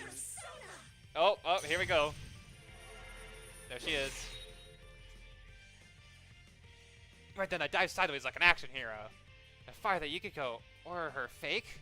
Anyway, the fire that dances just where I was standing a second ago. Oh, no way, does this mean... Use a persona? Huh? How? That's what I'm saying. Use yours too, Chie. Didn't I tell you? I can't. No. How? I mean, this is the real world. Well... Oh, sorry. I totally Yeah. forgot to tell you. Uh-huh. This is the P1 climax. So I want to do these matches fair and square, as equals. Which is why I've made your world the same as the one in the TV. Oh. Same? What do you So think that's you're just doing? straight up What's admitting this it. P1 climax thing? Ah, so many questions. That's just how things are. So hurry up and give us a nice heated battle. Damn. Okay. Oh, I'm sorry. I forgot the gong hadn't sounded yet. Well then, let's start this properly. I didn't hear no bell. Oh, here we go again. Clang, clang, clang, clang. Fake Yukiko raises her hand to the sky. Seems like that was a signal. 4 red pillars come falling down from the sky that slam her to the ground, surrounding her and me. Whoa. This is just like the ring post in the martial arts matches. I'm not in the mood to drag this out, so I'll just give a short rundown. The rules are simple. Win I'll face and you myself. get to move on. Hell yeah. Lose and you're stuck here. Yep. By the way, the stupid Kirijo people are captive in the big tower Yep. right in front of you, Chie-chan. But never mind that. If you and your friends don't win before time's up, the world ends. Do you get it? Yeah. What? The world ends? Hold up a second. What are you talking about? It's all up to what you do from here. Uh-huh. And what I'm about to do You understand is the kick names, take situation, ass. right? Then shall we begin? Alright, let's fuck shit up. How could I understand this situation? Oh, hello. But our town is a mess, and if it's like this, there might not be any going back. In my town, my school, all the things I want to protect. I make up my mind to take a firm stance. Yeah, I get it now. I get that you're the enemy, and that this is just more of the P1 Grand Prix. Yep. Amazing, Chie. It's almost like you're actually the Oh my god, damn, okay. Sorry for my lack of brains. Jeez, this is hard to do when I'm up against Yukiko. But I won't hold back. Yeah. Take a deep breath and close my eyes. Doesn't matter if it's a TV world or reality. The quiet darkness there is the same. I take another breath and face myself once more. Persona!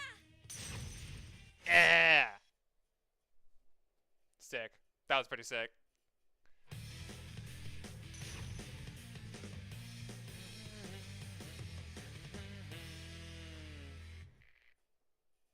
Alright. Let's fuck shit up. Why is this song playing?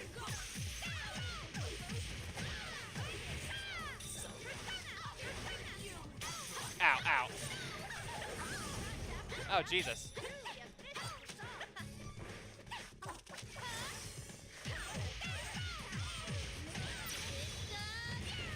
It got handed.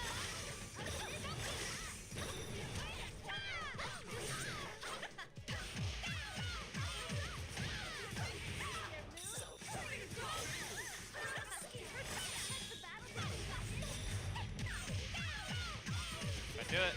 There we go. Easy peasy. Better luck next time. Ton ton ton ton ton ton ton ton ton ton. Yep. I agree. Oh my god. Oh my god. Jesus Christ. Holy fucking shit. Oh my lord. That was the worst fucking scream ever. Good fucking god. I hated that. Oh my lord. I don't know why that got me so bad. Jesus.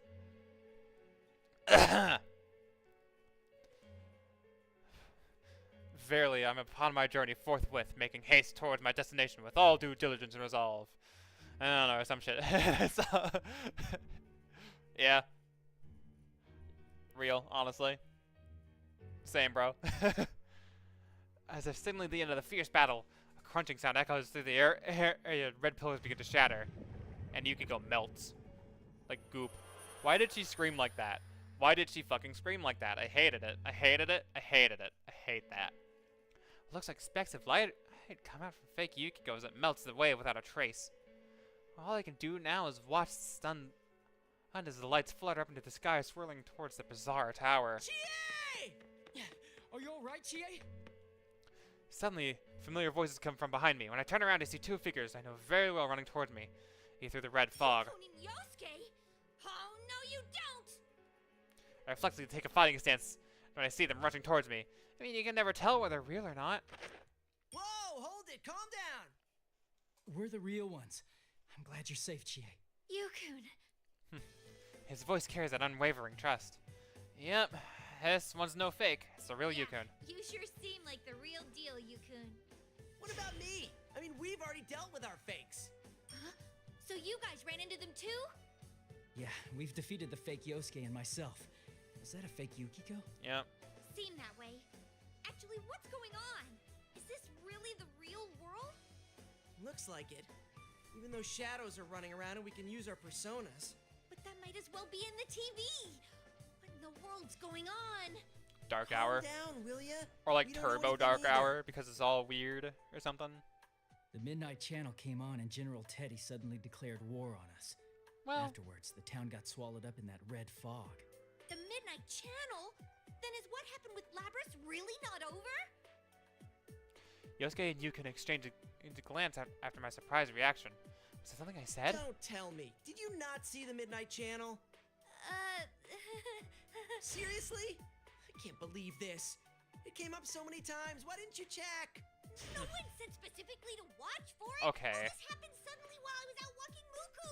So I don't know what's going on either. Oh no, her dog. Her dog. Fine. Her dog's still missing. Anyway, the town's in serious danger right now. That reminds me. General Teddy said something earlier about the world ending. Right. General Teddy says that if we don't win this tournament within the hour, the world will end. Apparently, he's holding Mitsuru-san and her friends captive in that tower. What? He is? Yeah. He said that, I think. I look up once again at the creepy tower looming behind me. General Teddy talked a lot of things fair and square, but he's taken hostages and messed up our town. What choice do we have but to fight? Actually, I just noticed. Where's Yukiko? And is Kanji-kun okay? Teddy's headed over to Yukiko, and I doubt Kanji will go down that easily. We don't have any time right now. Let's leave those two to the others. We need to go rescue Mitsuru-san's group at once. Yeah. What should I do? What do I need to do? I understand what Yukon is saying, and I get that the situation is bad. I'm still worried about Yukiko. I can't make up my mind. Believe in your friends. Now other shit. Dear friend, pray tell, in what manner of confusion hath befallen us? By the stars above, I am confounded beyond measure. Verily. You sound like a fucking D&D NPC, my guy. You fucking reciting Shakespeare at me. He's right. Off I go, selfishly looking for Yukiko. The world could be in even more danger. Yukiko and Kanji are both good friends who fought alongside me this long. They're not so weak that some fake Teddy could take them down. I'll do what I have to. Make sure to look back into Yukon's kind eyes before not nodding heartily. Let's go, Yukon! Alright.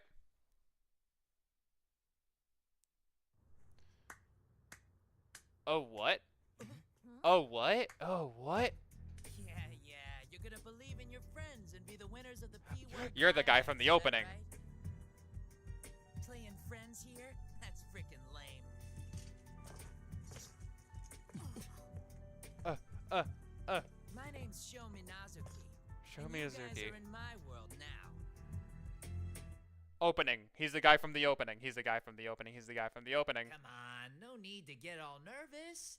I came all this way to say hello. You got crazy red hair, my guy. Hi. Oh, what? Scars glowing.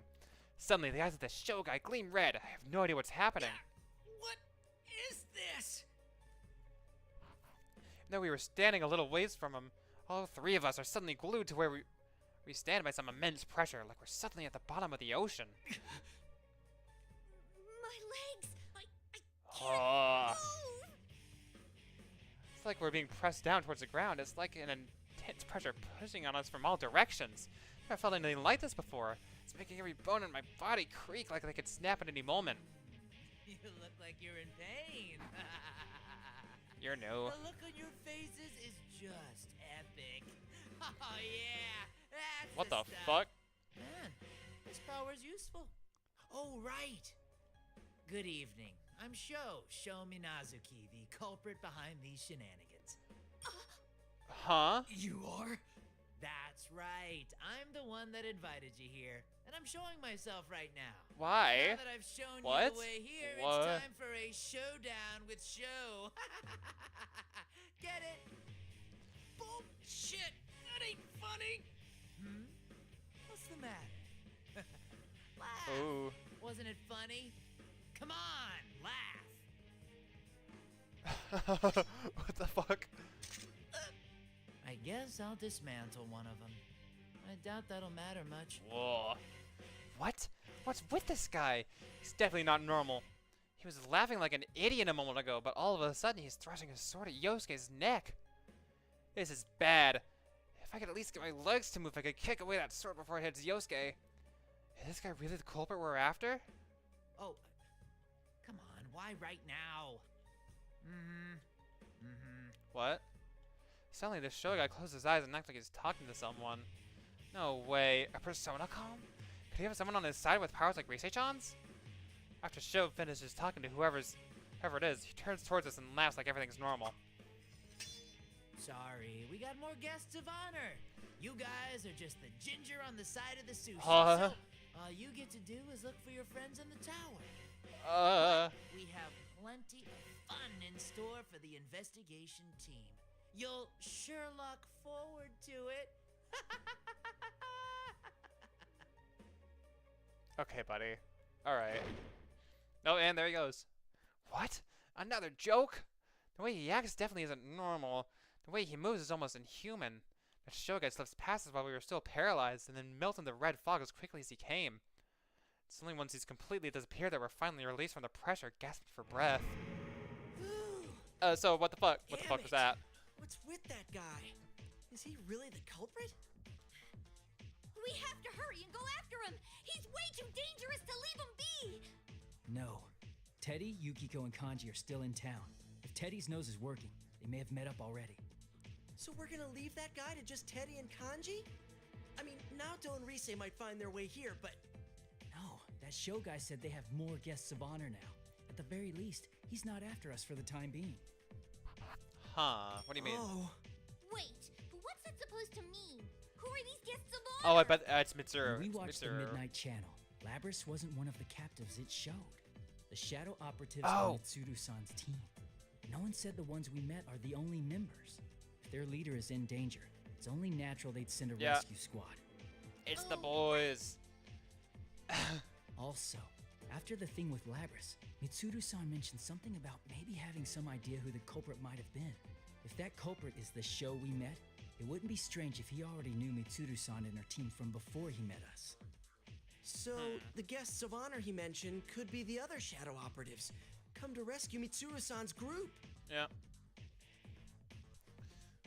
On to Sir's Second Castle. I hope you get that reference. Sir's Second Castle.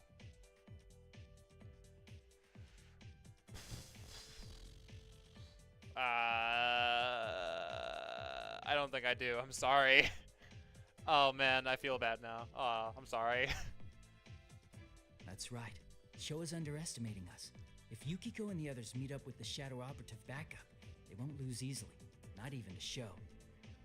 Wow, you really are smart.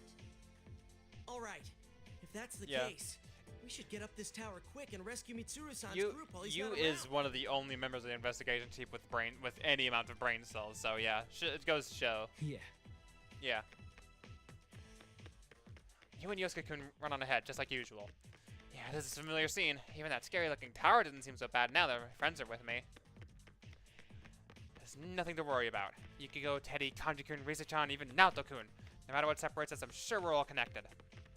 That's what lets me go on. Maybe it's silly to think that way at a time like this, but it cheers me up a little. Fall behind the others two as fast as I can. Well, I didn't expect for you to get it. It's difficult. Yeah, I'm not. Yeah. Oh my god, this pathway is a lot longer than I expected it to be. It's good we got to the school, but it's just as I thought. It's nothing like the Yasogami High I remember. It's even more distorted than the TV world version of the school we saw when we saved Labris. And even the red fog creeping in. It's 3 times as eerie as last time. Oh, the weird gold pools. Oh, that's interesting. Walk nervously like I'm hiding behind Yukon and Yosuke. This is so humiliating. It's the same here as in town. The layout of the classrooms is all out of whack. I wonder how long this hallway goes on for. We keep passing by the same rooms. That reminds me. I remember a story like that. Something about the 7 mysteries of the school and a hallway that loops endlessly. What? Hey, cut it out! Oh, he's trying to scare Chie. Yosuke's talking about stuff he doesn't need to. He knows I hate that stuff. Telling a ghost story. Telling a ghost story here is like adding more sauce to an already overflowing beef bowl. Okay, Chie. Alright. I know he's getting around to cheer me up, but honestly, it's not doing much for my mood. That aside, the tower on top of the school seems pretty huge. We need to get up there, but I can tell it's going to be tough. It'll be tough of going if we have to wander back and forth through the hallways like this. Not only that, these fakes will probably attack us again soon. Do you think that show guy really is the culprit? Who knows? It's pretty suspicious that he's taking credit for all this, if you ask me. But then again, he didn't seem like an ordinary guy. When his eyes blinked, And he's in the opening, which means he's important. My muscles. Like he commanded them, don't move. If that was a type of hypnosis, it's pretty powerful. If Sho is the culprit, he could have controlled those hijackers the same way. You could mention that back at the food court. According to him, there was a hijacking to cover up Labris' kidnapping. The hijackers had no memory at all about what happened. It's true that when those red eyes stared at us, I felt a peculiar sense of intimidation that chilled me to the bone. Such an incredible power that I couldn't believe it came from a person like us. As we remember, As we remember things and talk them over, we start to sort out the details about that show guy. He had red hair, a big scar on his face, and 2 swords. Wait, there's something else I noticed? Wasn't he wearing our school's uniform? Was he? Huh? Oh. Now I that guess. you mention it, it did kind of look like it. I'm sure of it. I've never seen a school uniform like that besides ours. Then does that mean Sho goes to Yasugami? What? You're serious? Is it possible for us to not know about a guy who sticks out that much? Well. I did think from last time that the culprit would be someone with ties to Mitsuru-san. I still can't shake that theory. Yeah. Oh, maybe he transferred here. Or it could be his older brother's uniform. Dude, don't go drawing up the culprit's whole family tree just on a hunch. Yeah. I bet he's just a ghost or something like that. Maybe he has a grudge against our school? Okay, buddy. The moment I tried to raise a protest about Yosuke swerving the conversation back to a ghost story, I sense a presence of some kind up ahead, covering up the red fog. Yukon grips the sword at his side. What is it? Be on guard. Don't leave my side. Oh? To be continued? Nope. Oh, it's him. It's the man. You're kidding me. Holy shit. I never thought I'd see your face. Long time no see. Are you serious? It's Johnny Young Bosch. Adachi-san. Hey, buddy. It's been a while. Is that... Oh, there's the to be continued. Oh, great. That's interesting. An unexpected reunion. Okay, cool. How much time I got? I got 18 minutes. Yeah, I got a little while still. I'll do, Yukiko's. I don't know how far it's gonna go on. Oh man, that looks like a long one. Yeah, fuck it. By the saints, what sorcery is this? I am utterly confounded by the peculiarity of this situation. Alright, Shakespeare. I know what you're referencing too. I've seen the thing. I've seen the meme. I just can't remember any of the things from it offhand. Who's the real one? Let's see what Yukiko's up to. Oh, hello. Where in the town is this? It looks like... I don't know. My cell phone remains unresponsive, and the shopping district is still enveloped in red fog. What General Teddy said on the Midnight Channel is true. The hunch that this is a continuation from last time. I dashed out of the inn and ran to the shopping district. But what I saw there were 2 kanji-kuns. Dropped my gaze and sighed before looking back at the 2 kanji-kuns. Seemed to be having a silent stare down. If looks could kill. Kanji-kun? What's up, Yukiko-senpai? Kanji What's A. up, Yukiko-senpai? Kanji B. Oh. Can't help but sigh as the 2 kanji-kuns respond in stereo. I think one of them is a fake, but they act so much in unison that I can't tell them apart. What's this sort of thing called again? Synchronized swimming? Look, you bastard, don't go bothering Yukiko-senpai. What? You're the one bothering her, you imposter? Oh, Matt Mercer. What was that? I'm the real one! Bullshit! You don't look anything like me, damn it! The 2 kanji-kuns start squabbling. Kanji-kun is the same way in any situation. Actually, these 2 look like they're getting along pretty well. I'm starting to think that I could just leave them here. Little? Then try this, goddammit! Tell me exactly how old I was when I last wet the bed. Oh, it was when you were in 2nd grade, right? Why do you know that? Why What? do you know that? Your mother told me once. Oh my god, just playing the simplest of plays. Sorry, I don't have any more time to waste. Oh, I know. What if we say the one who can summon his persona is the real one? But that's impossible. It's not like we're inside the TV right now. Ha! You're giving up before even trying? You dare call yourself the real me? When you put your guts into it, summoning a persona is no big deal at all. Persona! Persona. There he is. Staka Mikazuchi. Oh, it worked. Oh. What? Seriously? How's that, Yukiko-senpai? Now you know I'm the real one. Oh, no, you don't, you bastard! If you could do it, so can I! Come on out! Persona! There he is. There's two Take Mikazuchis. It actually worked! Hey, what are you copying me for, damn it? This is the most a Shadow has like tried to imitate someone. What? Usually they've been very honest up until now. Me. Silence! Restrain thy tongue, for its ceaseless chatter both disturb the tranquility of the sacred place. Alright, buddy. He's Shakespeareing at me, oh god. And we're back at square one. But if Kanji managed to summon his persona, does that mean I can use mine too? Would just defeating both of them solve the problem? That sounds like a great idea. Hmm? That voice. Tedsworth. Beep bop, beep bop, beep bop, beep bop. That was a weird fade to black. When I look towards the fog, the familiar voice comes from a familiar looking round shadow was approaching me.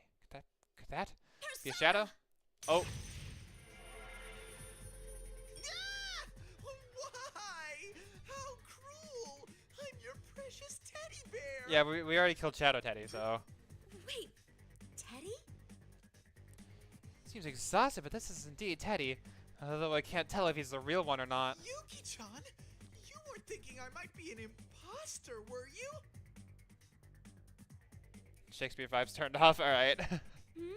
Well, maybe a little. I mean, given that there's two kanjis in front of her, I think that's pretty understandable. So mean! Just take a look at my fur.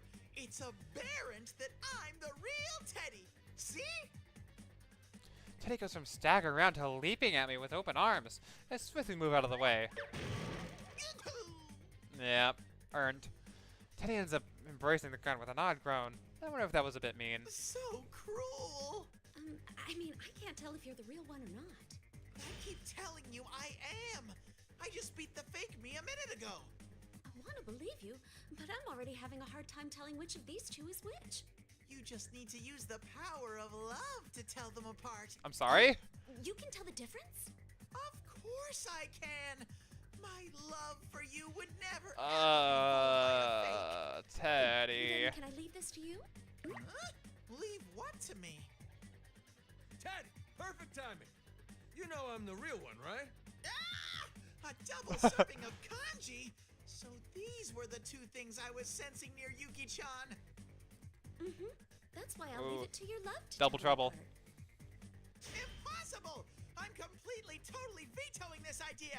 I mean, there's no love involved. The hell did you just say? What? You should be able to at least tell the difference, damn it! Ah! Both of those sound like things kanji would say. Yeah. So that's the limit of your love for Kanji-kun. Can we just say that they're both fake? They're both fake. That's what it comes down to in the end, right? What? Why are you listening to him? Would that be bad? Of course it would. Assuming that from the start, it's pretty messed up. Oh, I know. Could you use your nose to figure this out, Teddy? I wish I could, but this red fog is getting in the way. My nose is no use right now. Damn. Allergy season, I guess. Wait, does that mean you're a fake after all? Not at all! There's a good, complicated reason for it! Hey, Ted, just do something and tell us apart, damn it! Yeah, you moron! I'm disappointed in you! Two kanjis are worse than one. Okay, Teddy, stay still, concentrate, and...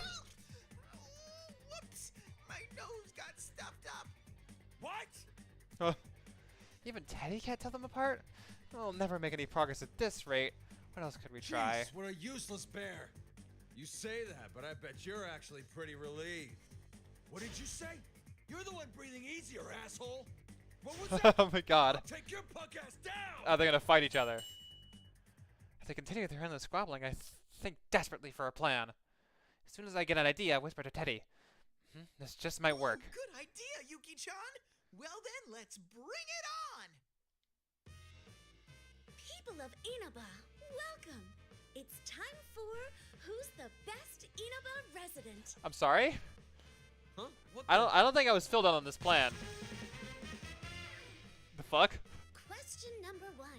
How many stories is Yasogami High School's classroom building? We're really doing this? 3. It's 3 stories. You bastard! It was my turn to answer. Correct. Now on to question number 2. Every day is Customer Appreciation Day at the supermarket Junes.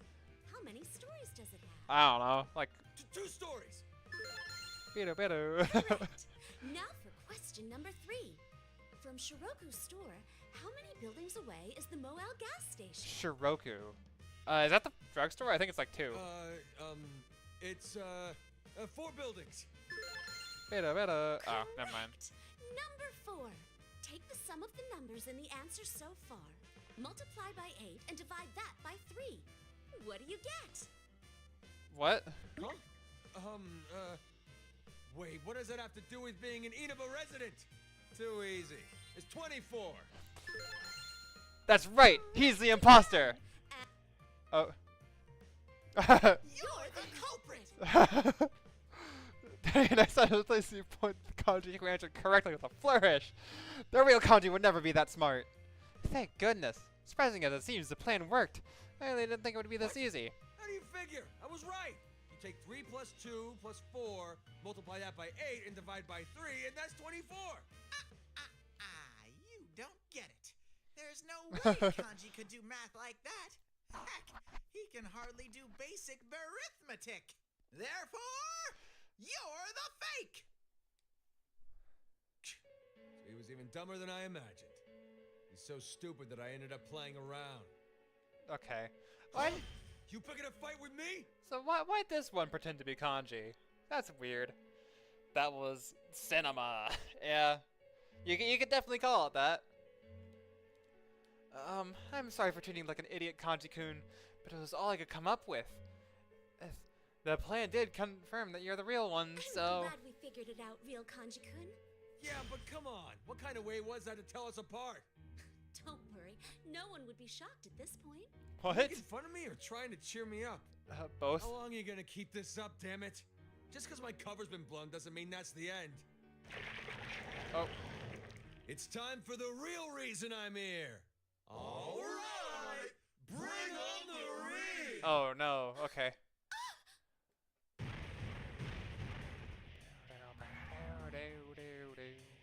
As soon as the fake kanji cries out, 4 red pillars fall around us. They slam into the ground with heavy sound and give off a dull light, like a signal in this fog-covered town. At the same time, the fake kanji-kun who called the pillars suddenly starts gyrating for some reason. What he's talking right now. Is that? Ah! This again? Kanji seems dangerous.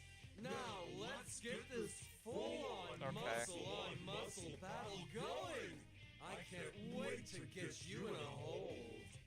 This bastard again. A full-on battle, huh? Fine, you're on. That didn't make them any less overblown. Can't we just leave these 2 here? Huh? Yuki-chan, your inner thoughts are leaking out. Oh? I'm totally okay with me, you know. You could just stay here, but you can't go on unless you beat me raw. Won't that be trouble for you? Huh? Is that true, Teddy? Yeah. It seems like it. When those red pillars glow, it makes these invisible walls, just like the last P1 Grand Prix. That's right. Until someone takes me to heaven. Oh no. None Drama. of you are going anywhere. And get my mind out of those memories. Okay. I'll do it then. I need a refresher.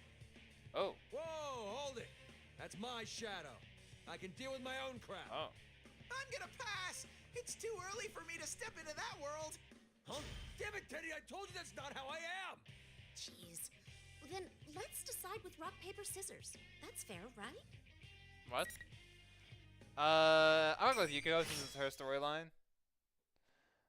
Or I guess her thing. I don't know. It doesn't matter. Okay. It's time to kill the fake kanji.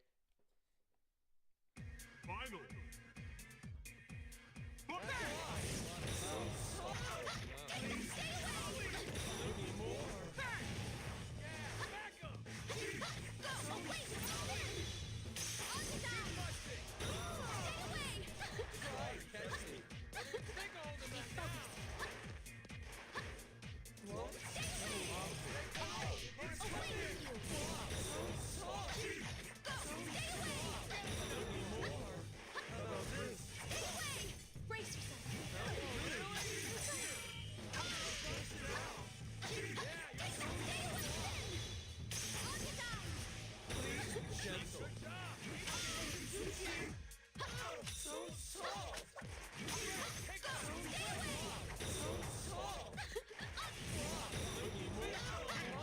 we go.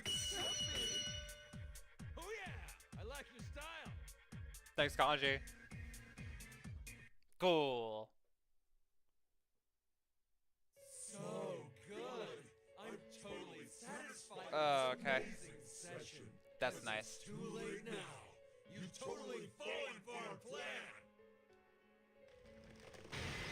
Flashbang. When the fake Kanji-kun's words end, a cracking sound echoes at the red pillars shatter. And he melted. Okay, bye-bye. The red fog suddenly thickens. The fake Kanji-kun begins to melt like chocolate put over a flame. Whoa, what the hell?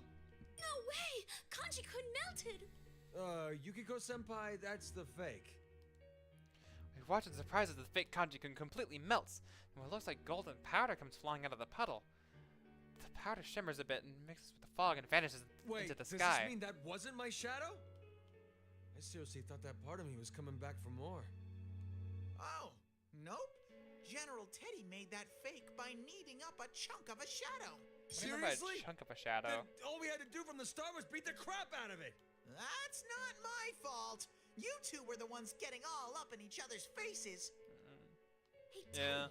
could that General Teddy be the culprit after all? Wouldn't that make him the one behind Labrys's problems too? I don't really know about that. Who is that General Teddy anyway? All I know is that he's an imposter of mine. Huh? If you don't know, then there's no way we'd know. But if he can do this to our town, then he's not an ordinary person. Right. You got that right. Didn't they say he brainwashed the hijackers when Labrys got kidnapped? Indeed. For example, even if the culprit happened to be a Persona user like us, covering the whole town in red fog, creating fakes of us from shadows is beyond what normal people can do. Sure that there must be something bigger lurking behind this case. And that's not all. There's one other thing I noticed. It happened to me too, but when Yuki-chan and Kanji were fighting the fakes, tons of these shiny things were flying out. What do you mean, shiny things? Oh, I think I know. That's what we saw when the fake Kanji-kun was melting too, right? Yeah, weird gold dust. Yep, you got it. And I That saw stuff it. never used to come out when we fought. Oh, we saw it be? pulled up inside of the hallways in the school. Good question. Also, how should I put this? It seems like fighting in this fog is tiring everyone out faster than usual. Huh? Yeah, now that you mention it. It's like when we would go into the TV world without Teddy's glasses. Put the glasses on. That reminds me, we haven't tested out the glasses. If you need them, I have some right here. No, that's okay. It's true that I can't see very far, but I can still see where I'm going. Why would you not And take the them exhaustion anyway? comes more when the fighting ends, not during the battle. So, what does that mean? When those shiny things come out after a fight, we get really tired? I think that's Jeez, correlation, you not really causation. Are stupid, aren't you, Kanji? The shiny things and getting tired are two separate things. So what then? This is all because you suck at explaining shit. Real. Teddy and Kanji begin their usual squabbling. They really are good friends, aren't they? But something Kanji said catches my attention. I start to conjecture a few things. Kanji-kun and conjecturing. No, now's not the time for this. I can't fake laugh. I can't do fake laughs. Sorry. Oh. What did you just... Oh, okay. Yukiko-senpai? Has Yuki-chan lost it? Yes. You're right. Sorry. This is nothing.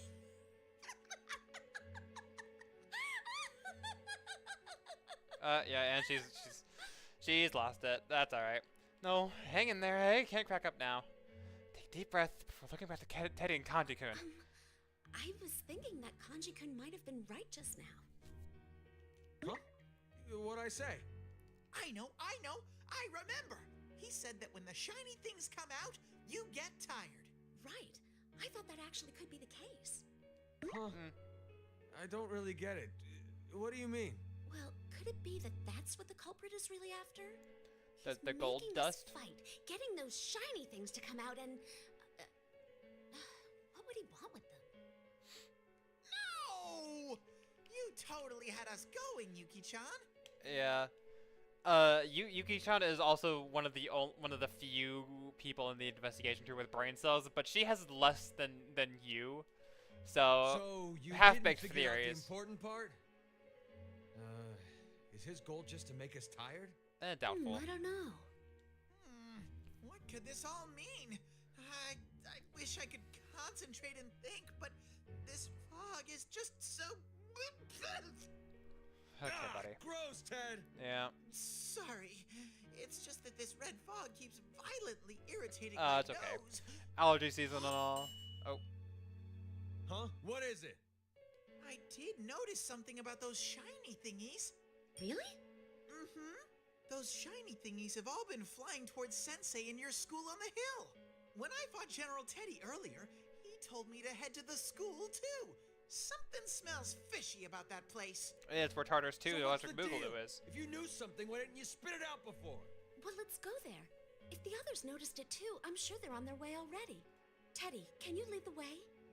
Leave it to me. You two, follow me. Where to? Okay. Teddy starts to lead the way. He gives an especially loud sneeze. Should we really be following him? But we have to trust him for now. He did find Kanji-kun and me after all. I let Teddy take the lead, sneezing out a foghorn all the way as we all run towards Yasugami High.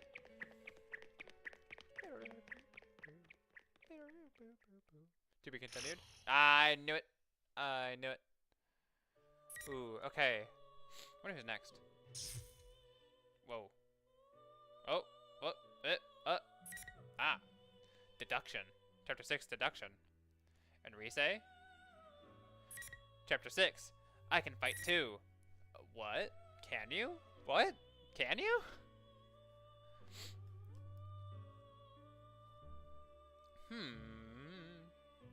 Okay. Let's see. What do I have unlocked so far? So these seem like I'm gonna gradually go down into each other. This is a very like branching story. Can I zoom out? I wish I could zoom out on this. There's a lot going on here. Okay.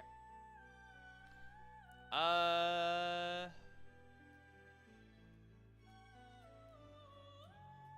that one seems really long. Okay.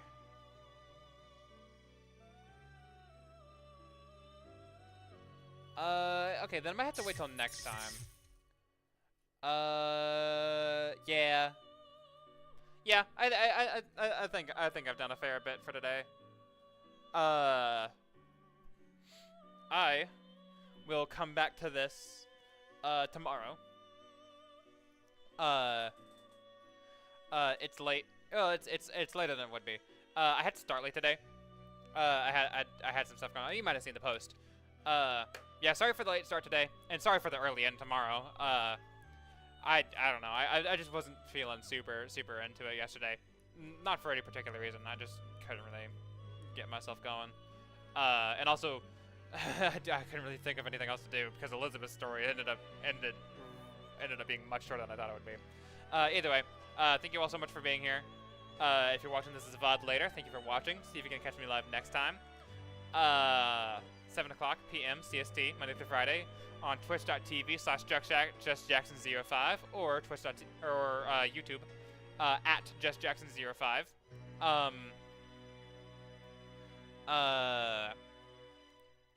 Let's see. Like I said, tomorrow I'll be back at it. I'll probably start with Naoto's deduction. See where this goes. And then I'll move on to Rise's and see what those two unlock. Let's see. Friday. Last Friday I actually got to stream with Aaron for a bit. He's been very busy lately, so it was nice to do that. But I'm not counting on next Friday. But we'll see. Also, my birthday's coming up, so I don't even know if I'm gonna end up streaming that day. But we'll take it as we go. I'm planning for a weekend, so I think I should be free. But either way, Thank you again for being here.